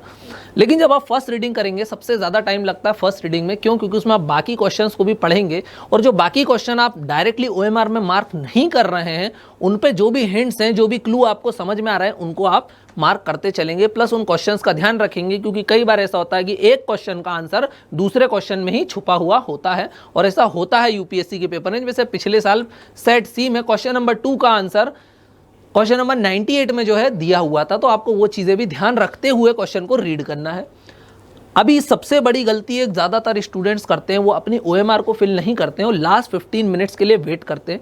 भाई ये कोई वनडे एग्जाम नहीं है, ये कोई स्टेट बोर्ड की एग्जाम नहीं है, ये UPSC है। यहाँ पर आपको प्रेशर बिल्टअप होता है कि अभी OMR फिल नहीं करिए, आपके दिमाग में एक स्ट्रेस रहेगा कि मैंने OMR फिल नहीं करी है। तो अगर आपको क्वेश्चन आ गया है, आपका आंसर आ गया है, आप श्योर हो, तो उसको डायरेक्टली OMR पे फिल करना है, दैट्स इट। आपको लास्ट 15 मिनट्स के लिए वेट नहीं करना है, क्योंकि अगर वो स्ट्रेटेजी अपनाई और अगर आपने प्रेशर में OMR को फिल करने की कोशिश करी और अगर एक आपने क्वेश्चन गलत मार्क कर दिया ना, तो आप लाइन से पूरे आंसर गलत मार्क कर दोगे। तो ये चीज़ ध्यान रखना है, don't wait for last 15 minutes to fill your OMR sheet. अब जब भी क्वेश्चन को अटेम्प्ट करते हैं क्वेश्चन पेपर को, तो हमको एटलीस्ट कितने अटेम्प्ट करना पड़ेंगे? 85 प्लस। क्यों? क्योंकि जनरल कट ऑफ जाता है अराउंड 100 मार्क्स, 100 to 105 मार्क्स में लेके चल रहा हूँ मोटा मोटा सेफ जोन में रहने के लिए। अब अगर 100 मार्क्स लाना है तो कोई भी इतना ब्रिलियंट है कि आप में से जो 50 करेगा और बिल्कुल 100 मार्क्स ले आएगा? नहीं, श्योर शॉट वालों में से भी 1 या 2 गलत हो जाते हैं। तो ये चीज़ आपको ध्यान रखना है। तो हमको कम से कम कितने करना है? 85 प्लस, तभी आप रेस में, otherwise you are not in the race. आप रेस में हो ही नहीं। अगर आप 60 कर रहे हो, 70 कर रहे हो, तो आप बाहर हो रेस की। चीज़ आपको ध्यान रखना है। अब जो 85 क्वेश्चन करेंगे, हमको तो सिर्फ 40 to 45 आते हैं, बाकी कैसे करेंगे? तो भाई जो मैंने ट्रिक्स एंड टेक्निक शेयर करी है वो उनके थ्रू हो सकते हैं, किए जा सकते हैं, दैट आर डूएबल, और सभी लोग कर रहे हैं, तो आप लोगों को भी करना ही पड़ेगा। तो सबसे पहले जो हमारा फर्स्ट राउंड रहेगा उसमें हम फ्रॉम नॉलेज क्या करेंगे? 40 to 45 क्वेश्चंस को मार्क कर देंगे। तो सबसे पहले गए हमारे 40 to 45 क्वेश्चंस। अब जो सेकंड राउंड आएगा, जो सेकंड राउंड जब हम रीड करेंगे, जब हम फर्स्ट राउंड रीड कर रहे होंगे तो उसमें कुछ क्वेश्चन में हमने रॉन्ग आंसर को एलिमिनेट भी कर दिया होगा, लेकिन हम 2 क्वेश्चन तो हमारे 2 स्टेटमेंट बच गए होंगे या कहीं 3 स्टेटमेंट बच गए होंगे, तो अब हम कौन सी स्टेज पर आ गए होंगे, एलिमिनेशन वाली। तो अब जब हम सेकंड राउंड करेंगे तो हम कौन से स्टेटमेंट्स को या कौन से क्वेश्चन को सॉल्व करेंगे जहां पर एलिमिनेशन के थ्रू हम करेक्ट आंसर पर अराइव कर सकते हैं। भले उसमें हमको रिस्क लेना पड़ेगी, हो सकता है 2 ऑप्शन बच गए हो, 3 ऑप्शन बच गए हो, लेकिन फिर भी मैं बताऊंगा कि वो रिस्क कितनी बढ़िया है। अभी हम आगे चार्ट बना के देखेंगे। तो 15 to 20 क्वेश्चंस आपको ऐसे देखने को मिलेंगे जो एलिमिनेशन पे बेस्ड रहेंगे। अभी भी आप 85 के नंबर पे नहीं पहुंचे हो तो कुछ क्वेश्चन ऐसे रहेंगे 8 से 10 क्वेश्चन जिसको आपको इंट्यूशन बेस्ड करना पड़ेगा। आपको अंदर से एक इनर फीलिंग बोलेगी कि yes this is the answer, और अगर आपको अंदर से ऐसा लग रहा है कि आंसर है तो वही आंसर होगा। You have to trust yourself. Gut feeling जो बोलती है उसको कई बार मानना पड़ता है। तो 8 to 10 क्वेश्चन आपको ऐसे भी सॉल्व करना पड़ेंगे। कुछ क्वेश्चन ऐसे रहेंगे जो एक बार में आपको काफी कठिन दिखाई देंगे, जो मैंने यहाँ पर कुछ डिस्कस भी करे, लेकिन उसमें कुछ ना कुछ ट्रिक, कुछ ना कुछ टेक्निक वर्क कर रही होगी। तो जितनी अपन ने ट्रिक्स और टेक्निक्स यहाँ पर समझी, अगर आप उनको ध्यान से लिख लेंगे अपनी कॉपी में और पेपर में अप्लाई करेंगे तो 10 से 12 क्वेश्चन आपके सॉल्व हो पाएंगे। ठीक है। फिर होते हैं स्मार्ट गैस। स्मार्ट गैस मतलब अब आपको 85 के नंबर को टच करना है, थोड़ी सी रिस्क भी लेना पड़ेगी, थोड़ी सी वाइल्ड गैसिंग भी करना पड़ेगी, और आपको 10 से 15 क्वेश्चन इस टाइप से सॉल्व करना पड़ेंगे। ये सबसे ज़्यादा रिस्की है, इसलिए आपको कब अटेम्प्ट करोगे, इसको थर्ड राउंड में अटेम्प्ट करने की कोशिश करोगे, और कोशिश करना है कि 85 प्लस अपने को जाना ही है। अब यहाँ पर मैं आपको चार्ट के थ्रू बता देता हूँ कि भाई मैं मान के चल रहा हूँ general cut off is 100 marks, तो हमको टारगेट रखना है 110 प्लस मार्क या 115 मार्क्स का, to be on the safer side. क्योंकि अगर हम एकदम बाउंड्री पर रहेंगे तो हम मेंस की प्रिपरेशन प्रॉपर तरीके से नहीं कर पाएंगे, क्योंकि दिमाग में यही चलेगा कि प्रीलिम्स निकलेगा या नहीं निकलेगा। तो सबसे पहले देख लेते हैं हम लोग कैसे क्वेश्चंस को सॉल्व करेंगे। भाई सबसे पहले नॉलेज बेस्ड क्वेश्चन रहते हैं, जो मैंने बताया था 40 to 45 है। मैं ये मान के चलता हूँ ये नॉलेज बेस्ड है, इसमें आप ज़्यादातर क्वेश्चन सही करोगे तो आउट ऑफ 45 क्वेश्चन 40 आपने करेक्ट कर दिए तो उसके आपको प्लस 80 मार्क्स मिल गए, और 5 आपने इनकरेक्ट कर दिए जिसके माइनस 0.33 मार्क्स आपको मिल गए। ठीक है। फिर कुछ रहेंगे एलिमिनेशन बेस्ड। अब एलिमिनेशन बेस्ड में भी 2 कैटेगरी आती है। भाई एलिमिनेशन मतलब आपने एक रॉन्ग आंसर को एलिमिनेट कर दिया, अब आपके पास 3 ऑप्शन बचे, तो इसमें 3 ऑप्शन बचे, 3 में से आपको एक चुनना है। किस्मत है 3 में से, अगर 3 क्वेश्चन करोगे तो प्रोबेबिलिटी बोलती है एक सही हो जाएगा, 2 गलत हो जाएंगे बिल्कुल। तो कुछ होंगे जहां पर आपके पास 2 ऑप्शन बचेंगे और कुछ होंगे जहां पर आपके पास 3 ऑप्शन बचेंगे। तो ये 2 टाइप की कैटेगरी है। यहां पर 50-50 रिस्क है, 10 क्वेश्चन लगाए 5 सही 5 गलत, यहाँ पर 10 लगाए 4 सही 6 गलत। तो बिल्कुल अगर मान लो आपने एलिमिनेशन बेस्ड ये ट्रिक लगाई, अभी देख लेते हैं इसमें हमारा स्कोर क्या रहने वाला है, स्कोर क्या होगा। अगर मान लो मैंने एलिमिनेशन लगाई उन क्वेश्चन में जहां पर मैंने 2 रॉन्ग ऑप्शन एलिमिनेट कर दिए थे, अब मेरे पास 2 ऑप्शन बचे थे, अब मुझे उस पर बस ब्लाइंडली टिक करना है एक पे। मैं मान रहा हूं मेरा लक कोई बहुत तेज नहीं है, बहुत वीक भी नहीं है, नॉर्मल हूं मैं। तो मैंने टोटल ऐसे 10 क्वेश्चन अटेम्प्ट करे। अब प्रोबेबिलिटी क्या कहती है कि मेरे 5 सही हो जाएंगे और मेरे 5 गलत हो जाएंगे। लेकिन अगर सही करते हो तो एक क्वेश्चन के 2 नंबर मिलते हैं, और गलत करते हो तो 0.66 आपके डिडक्ट हो जाते हैं। तो अगर आपने 5 सही करे तो आपको प्लस 10 मार्क्स मिले, और 5 गलत किए तो आपको माइनस 3.3 मार्क्स मिले। तो ओवरऑल ऑफ प्लस 6.7 मार्क्स, मतलब अराउंड 7 मार्क्स के पॉजिटिव में गेन करोगे 7 marks, and that is a very big number. और आपको क्वेश्चंस भी अटेम्प्ट करना है 85 प्लस, तो मतलब ये तो आपको 100% अटेम्प्ट करना ही करना है। अब नेक्स्ट देख लेते हैं कि अब आपने 4 ऑप्शन थे ABCD, उसमें से केवल एक ही एलिमिनेट करा, you are left with 3 option. अब आपके पास कितने ऑप्शन बचे? 3 ऑप्शन बचे। अगर आप 10 क्वेश्चन करते हो तो आप क्या करोगे? 6 या 7 गलत करोगे और 3 और 4 सही करोगे। तो चलो इस बार फिर मैंने 10 क्वेश्चन करे, अब इस बार मैं सही कम करूंगा, सिर्फ 4 सही करे और 6 गलत करे। अगर मैंने 4 सही करे तो मुझे प्लस 8 मार्क्स मिले, और अगर मैंने 6 गलत किए तो माइनस 4 मार्क्स मेरे डिडक्ट हो गए। तो फिर भी अगर मैं देखूं तो मेरे मार्क्स प्लस 4 हैं, तब भी मैं पॉजिटिव में ही हूं। तो भाई रिस्क तो लेना पड़ेगी, और ये रिस्क कैलकुलेटेड रिस्क है, ये ब्लाइंड गैस नहीं है। तो ये चीज़ आपको ध्यान रखना है। सो एलिमिनेशन बेस्ड सारे क्वेश्चन आपको अटेम्प्ट करना ही करना है। फिर कुछ इंट्यूशन बेस्ड रहते हैं, जो आपको अंदर से गट फीलिंग आती है कि भाई ये आंसर होना चाहिए, मैंने शायद कहीं पढ़ा है। तो अगर ऐसे आप 8 क्वेश्चन करोगे तो 5 सही होने की संभावना है और 3 गलत होने की। फिर ट्रिक्स से आप अगर क्वेश्चन करते हो, ट्रिक्स लगाते हो, tricks most of the time work करती हैं। तो अगर 10 क्वेश्चन आप ट्रिक्स से सॉल्व करते हो तो उसमें से 7 सही हो जाएंगे और हो सकता है 3 गलत भी हो जाए। ये मैं 3 बहुत ज़्यादा नंबर ले रहा हूँ। और स्मार्ट गैस से अगर आप 12 करोगे तो 6 सही हो जाएंगे, 6 गलत हो जाएंगे, क्योंकि इसमें रिस्क ज़्यादा रहता है। तो ऐसे ओवरऑल आप कितने टोटल क्वेश्चन अटेम्प्ट करोगे 95। उसमें से अगर आप 67 करेक्ट करते हो, 28 इनकरेक्ट करते हो। अगर आप 67 करेक्ट क्वेश्चन कर देते हो तो आपको 134 प्लस मार्क्स मिलेंगे। 28 गलत किए तो -18.4 मार्क्स आपके डिडक्ट होंगे। तो overall your score comes around 115.52 marks. तो आप 115 ले आओगे तो एटलीस्ट आप 110 को तो क्रॉस कर ही जाओगे, अगर इसमें थोड़ा बहुत चेंजेस होता है तो ये समझ में आया आपको ये चार्ट कैसे वर्क करेगा। अगर आप चाहो तो एक बार इसका एक स्क्रीनशॉट ले सकते हो, बहुत इंपॉर्टेंट है, बहुत ही साइंटिफिक वे में मैंने उसे डिज़ाइन किया है। मैंने खुद ने प्रीवियस ईयर पेपर्स को सॉल्व करके मेरे खुद के एक्सपीरियंस के साथ इसे डिज़ाइन किया हुआ है। काफ़ी हेल्पफुल रहेगा और आपको ये टेक्निक्स अपनाना ही पड़ेगी। ये समझ में आ रहा है सभी लोगों को। अब हमें कुछ चीज़ों को ध्यान रखना पड़ेगा। अब हमें क्या करना पड़ेगा, कुछ चीज़ों को ध्यान रखना पड़ेगा। Things to remember while giving the paper. अब एग्ज़ाम का दिन आ चुका है आपके पास, तो सुबह से आपकी प्रक्रिया शुरू हो जाएगी। तो सबसे पहले क्या करना है, अगर आप पेपर दे रहे हो तो आपको पहली चीज़ तो ध्यान रखना, attempt the paper in 3 round, 3 round में पेपर देना है। फिर मैंने बताया कई बार किसी क्वेश्चन का आंसर दूसरे क्वेश्चन में छुपा हुआ रहता है, तो आपको उसको ढूंढना है। अब अगर आप पेपर को अटेम्प्ट कर रहे हो पेपर को, और आपने देखा भाई 4 सेट रहते हैं ABCD, कई बार क्या होता है, सारे टफ क्वेश्चन शुरू में ही डल जाते हैं। 1 से 10 क्वेश्चन आपने सॉल्व करने शुरू करे, एक भी नहीं बन रहा, आप डीमोटिवेट हो गए कि पेपर बहुत खतरनाक है, मुझसे बन नहीं रहा, और आगे जो इजी क्वेश्चन है शायद आप उनको भी गलत कर दोगे। तो अगर आपको लगता है कि आपके पास ऐसा सेट फंस गया है जिसमें इनिशियल क्वेश्चन सारे टफ हैं, तो डायरेक्टली आप करो 25 क्वेश्चन को छोड़ो और डायरेक्टली 26 से स्टार्ट करो, 26 to 50 अटेम्प्ट करो। और अगर ऐसा लगता है 26 to 50 के भी ज़्यादा क्वेश्चन है, टफ है, तो उसको छोड़ के सीधे 51 to 75 चले जाओ। So if you think that the initial questions are tough, then directly switch to the next 25 question. अब जब भी पेपर में जाते हो तो हमेशा ध्यान रखना, एनर्जी की बहुत ज़रूरत रहती है। कभी भी बहुत ज़्यादा हैवी फूड खा के नहीं जाना चाहिए, क्योंकि ज़्यादा खाना खाते तो हमारा दिमाग सोने को करता है। तो हमेशा लाइट फूड खा के जाना है आप लोगों को। कुछ ग्लूकोज वगैरह, ड्रिंक्स वगैरह आप चाहो तो ले जा सकते हो। हमेशा अपनी जेब में चॉकलेट्स रखना है, क्यों? क्योंकि चॉकलेट्स में क्या रहता है, ग्लूकोज रहता है। आधे घंटे बाद आपने एक चॉकलेट खा ली, फिर आधे घंटे बाद एक चॉकलेट खा दी, एनर्जी का बूस्ट देते हैं। कोशिश करो केला खा के जाओ, क्योंकि केला जो है एनर्जी को स्लोली रिलीज करता है। तो आपको अपनी डाइटरी हैबिट्स पे काफ़ी ध्यान देना है। दूध पी के ज़्यादा नहीं जाना है, क्योंकि दूध आपकी नसों को शिथिल बना देता है, सोने के लिए मजबूर करता है। तो ऐसा फूड नहीं खाना है जिससे नींद आए। चॉकलेट्स आपको साथ रखना है, अपनी खुद की वाटर बॉटल आपको लेकर जाना है। प्यास वगैरह लगती है, छोटी छोटी चीज़ें रहती है, लेकिन ये हमको बहुत डिस्टर्ब करती है, डिस्ट्रैक्ट करती है ड्यूरिंग द एग्जाम टाइम। अब देखो फ्रेंड्स, सेंटर कई बार इतनी ख़राब जगह आते हैं कि वहाँ पर बेंच टेबल नहीं रहती। मेरा एक बार भोपाल में सेंटर आया था, वो रेलवे का कहीं स्कूल था। मैं रेलवे ट्रैक पे चल के गया था, वहाँ पर वो भैंस का तबेला था और वहीं पर पेपर देना था, राइट। तो कई बार ऐसी किस्मत भी हो जाती है, हम इसके लिए किसी को ब्लेम नहीं कर सकते, किसी से लड़ाई नहीं लड़ सकते। और उस समय पानी गिर रहा था, अगस्त में पेपर हुआ था, पानी बहुत ज़्यादा गिर रहा था, तो पानी से भी बचना था। नीचे कीचड़ हो गया था और लाइट चली गई थी, अंधेरा भी हो गया था, बेंचें भी टूटी हुई थी। तो हमेशा आपको अपने साथ जो चीज़ आप कैरी करके ले जा सकते हो, आप टॉर्च तो ले जा नहीं सकते, बट राइटिंग पैड आप ले जा सकते हो। तो हमेशा अपना राइटिंग पैड जो है आपको अपने साथ लेकर जाना है, राइटिंग बोर्ड अपने साथ लेकर जाना है, कि अगर आपकी बेंच टेबल खराब है तो एटलीस्ट आप उसका यूज़ कर पाओ। और अगर आपको कॉलेज बहुत अच्छा मिलता है और अगर वो लोग अलाउ नहीं करते तो कोई बात नहीं, उसको आप बाहर रख दो, बट अपने साथ अपनी चीज़ों को कैरी करके लेकर के जाओ।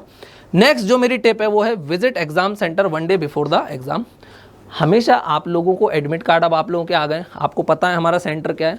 तो एग्ज़ाम के एक दिन पहले तो अपन लोग पढ़ाई करते नहीं, क्योंकि उस दिन माइंड को रिलैक्स करना है, ठीक है, फ्रेश रखना है। तो उस दिन क्या करो, अपने एग्जाम सेंटर जाओ, देख कर आओ। तो जो सरप्राइज एलिमेंट है कि मेरा एग्जाम सेंटर कैसा है, मैं कौन सी बेंच पे बैठूंगा, कौन सी टेबल पे बैठूंगा, कैसा एटमॉस्फेयर रहेगा, वो सरप्राइज एलिमेंट थोड़ा सा आपका कम हो जाएगा और आप थोड़े से रिलैक्स हो जाओगे। तो एक दिन पहले एग्जाम सेंटर को देख लो। फिर क्या होता है, अगले दिन ज़्यादा रश फश में, कई बार घबराहट में हम लोग गलत पढ़ लेते हैं, गलत जगह पहुंच जाते हैं। तो वो काम नहीं करना है हमको। एक दिन पहले ही क्या करना है, एग्जाम सेंटर को जा करके विजिट कर लेना है। कई लोगों की आदत होती है, एग्जाम सेंटर जाते हैं, बेंच टेबल गंदी दिखते हैं, गाली गलौज पे उतर आते हैं, एग्जामिनर से लड़ने लग जाते हैं, एग्जामिनर उनको उल्टे जवाब दे देता है। तो ये सब क्या होता है, हमारा मूड ऑफ होता है। तो ये सब को अवॉइड करना है। देखो, जो भी सर्कमस्टांसेस है, जो भी सिचुएशंस है, आप उसके लिए ज़्यादा कुछ कर नहीं सकते हैं, क्योंकि वो आपके हाथ में है नहीं। तो आप जाते हो, अपने साथ अपना एक रुमाल लेके जाओ, टिश्यू पेपर लेके जाओ। आपको लगता है आपकी बेंच गंदी है, आप खुद से उसको क्लीन करो और आराम से बैठो। किसी के साथ किसी प्रकार का कोई आर्ग्यूमेंट करने की ज़रूरत नहीं है, किसी के साथ कोई लड़ाई करने की ज़रूरत नहीं है, क्योंकि उससे आपका ही टाइम वेस्ट होगा, आपका ही मूड ऑफ होगा और आपका ही पेपर उससे बिगड़ेगा। तो ये चीज़ आपको ध्यान रखना है। इस टाइप की गलतियाँ, सिली मिस्टेक्स नहीं करना है। फिर मैंने क्या बोला, check admit card, ID, pens etcetera. अपने एडमिट कार्ड के 2 प्रिंट रखना है, फोटो लेके जाना है, अपनी आईडी कार्ड लेकर जाना है अपने साथ, अपने रनिंग पेन्स लेके जाना है, और जो भी चीज़ें आपको ज़रूरी लगती हैं अपने साथ लेकर के जाना ही जाना है। कुछ भी चीज़ को भूलना नहीं है, इनको हमेशा चेकलिस्ट में प्रायोरिटी पे रखना है। Last but not the least, have confidence on your self friends. जो भी आप लोगों ने पढ़ा है, इतनी मेहनत करी है, इतने सालों जो आपने पढ़ा है, इतना हार्ड वर्क, इतने डेडिकेशन, इतनी डिलीजेंटली जो आपने वर्क किया है, वो ऐसे ही बर्बाद नहीं होगा। आपने जो पढ़ा है वो ठीक पढ़ा है, अपने ऊपर भरोसा रखो। जो भी क्वेश्चंस आप करोगे वो सही करोगे। आपके पास नॉलेज है, आपके पास कॉन्फिडेंस है, आपके पास ट्रिक्स एंड टेक्निक्स है, आपने बहुत कुछ पढ़ा है, आपके पास, आपने इस एग्जाम को चुना, यही अपने आप में प्रूफ करता है कि that you are capable of becoming an UPSC officer. तो जो भी पढ़ा है उस पर ट्रस्ट रखो, ज़्यादा ओवर थिंकिंग पेपर में नहीं करना है। कई बार हम ओवर थिंकिंग करके ज़्यादा उस पर नॉलेज अप्लाई कर देते हैं और वो क्वेश्चन को गलत कर देते हैं, ठीक है। तो ये सब गलतियाँ आपको नहीं करना है, इसको अवॉइड करना है, इन सब चीज़ों से बचना है। अब कुछ लास्ट टिप्स हैं आपके लिए, लास्ट 15 डेज़ के लिए। सबसे पहले फ्रेंड्स, अब जो भी आप लोगों का डेली रूटीन है, मुझे नहीं पता कौन दिन में जागता है, कौन रात में जागता है, बट मुझे ये पता है कि एग्ज़ाम का जो टाइम है हमारा वो दिन में है, 10 से 12 होगा और 2 से 4 का होगा। तो जो लोग रात में जागते हैं और दिन में सोते हैं, तो उनका जो दिमाग है, उनका जो माइंड है, वो 10 से 12 सबसे गहरी नींद में सोता है, वो उस समय एफिशिएंटली वर्क नहीं करता। और अगर माइंड उस समय एफिशिएंटली वर्क नहीं करेगा तो वो सिली मिस्टेक्स करेगा। सिली मिस्टेक्स मतलब इजी क्वेश्चंस को वो रॉन्ग कर देगा, और अगर आप इजी क्वेश्चंस को रॉन्ग करोगे तो आपके सिलेक्शन के चांसेस काफ़ी कम हो जाएंगे, ड्रास्टिकली रिड्यूस हो जाएंगे। तो अभी भी टाइम है आपके पास, 20 दिन है, 15 दिन है। आप अपने शेड्यूल को प्रॉपर बनाओ, सुबह 6 बजे उठना स्टार्ट करो। शायद आपका इसमें एक दिन वेस्ट हो जाएगा, बट हो जाने दो।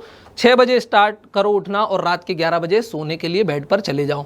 ये समझ में आ रहा है सभी लोगों को? सो क्या लिखा है? और हमेशा कोशिश करो कि जो अब आप मॉक टेस्ट दे रहे हो वो 10 से 12 के बीच में दो, क्योंकि रियल टाइम में भी आपको 10 से 12 के बीच में ही मॉक टेस्ट देना है। और 2 से 4 के बीच में सीसेट की प्रैक्टिस करो। कभी भी सीसेट को अवॉइड नहीं करना। सीसेट का पेपर बहुत टफ आ रहा है आजकल, ठीक है, ये चीज़ आपको ध्यान रखना है। आपका जो रूटीन है उसको आपको प्रॉपर करना है। अब से रात में सोना आपको कंप्लीटली बंद कर देना है। रात में जागना आपको कंप्लीटली बंद कर देना है। आपको सुबह 6 बजे उठना है, रात के 11 बजे तक पढ़ना है, और 11 बजे आप बेड पे चले जाओ। आधे पौन घंटे में आपको नींद ऑटोमेटिक आ जाएगी, आप सो जाओगे, और फिर सुबह आपको 6 बजे उठ जाना है। Wake up at 6 and go to bed at 11 PM। ये सभी लोगों को क्लियर हो गया होगा। अभी ये सारी चीज़ें मैंने आप लोगों को क्लियरली बता दी, रूटीन को कैसे प्लान करना है, टेस्ट को कैसे देना है। अब एक चीज़ रहती है दोस्तों, कभी भी सीसेट को अवॉइड नहीं करना है। जो लोग सीसेट को अवॉइड करते हैं वो बहुत बड़ी एक मिस्टेक कर रहे होते हैं, क्योंकि आजकल सीसेट का पैटर्न काफ़ी टफ हो गया है। अभी तक आपने सीसेट पे पेपर नहीं लगाए तो प्लीज़ प्रीवियस ईयर के 3 से 4 साल के पेपर सॉल्व कर लो। कुछ सीटिंग अरेंजमेंट है, पजल टाइप के क्वेश्चन है, मैथ्स के जो बेसिक एलिमेंट्री एरिथमेटिक के क्वेश्चन है वो आप सॉल्व कर लो। रीजनिंग इजीली हो सकता है, सिलोइज्म वगैरह टाइप के टॉपिक है उसको आप सॉल्व कर लो। तो ये सारे टॉपिक्स अगर आप सॉल्व कर लोगे तो आपको काफ़ी हेल्प मिलेगी, क्योंकि सीसेट के कारण भी मैंने कई लोगों का पेपर रुकते हुए देखा है। वो पेपर 1 में तो 130 135 तक स्कोर करते हैं और सीसेट में 50-55 पर ही रह जाते हैं। सीसेट में रहना बहुत दुखदाई होता है, क्योंकि वो सिर्फ क्वालिफाइंग है। बच्चे यही सोच के उस पेपर को अटेम्प्ट करते हैं, बट वो क्वालिफाइंग पेपर भी आजकल बहुत टफ बन गया है। तो आई होप आप सबको ये वीडियो बहुत पसंद आया होगा। अगर वीडियो पसंद आया है तो चैनल को सब्सक्राइब करना है, वीडियो को लाइक करना है, अपने फ्रेंड्स के साथ शेयर करना है, ताकि वो भी इस स्ट्रेटजी को देख सकें और कुछ नया सीख सकें। Thank you for watching this video. Best of luck to all of you. Have a nice day.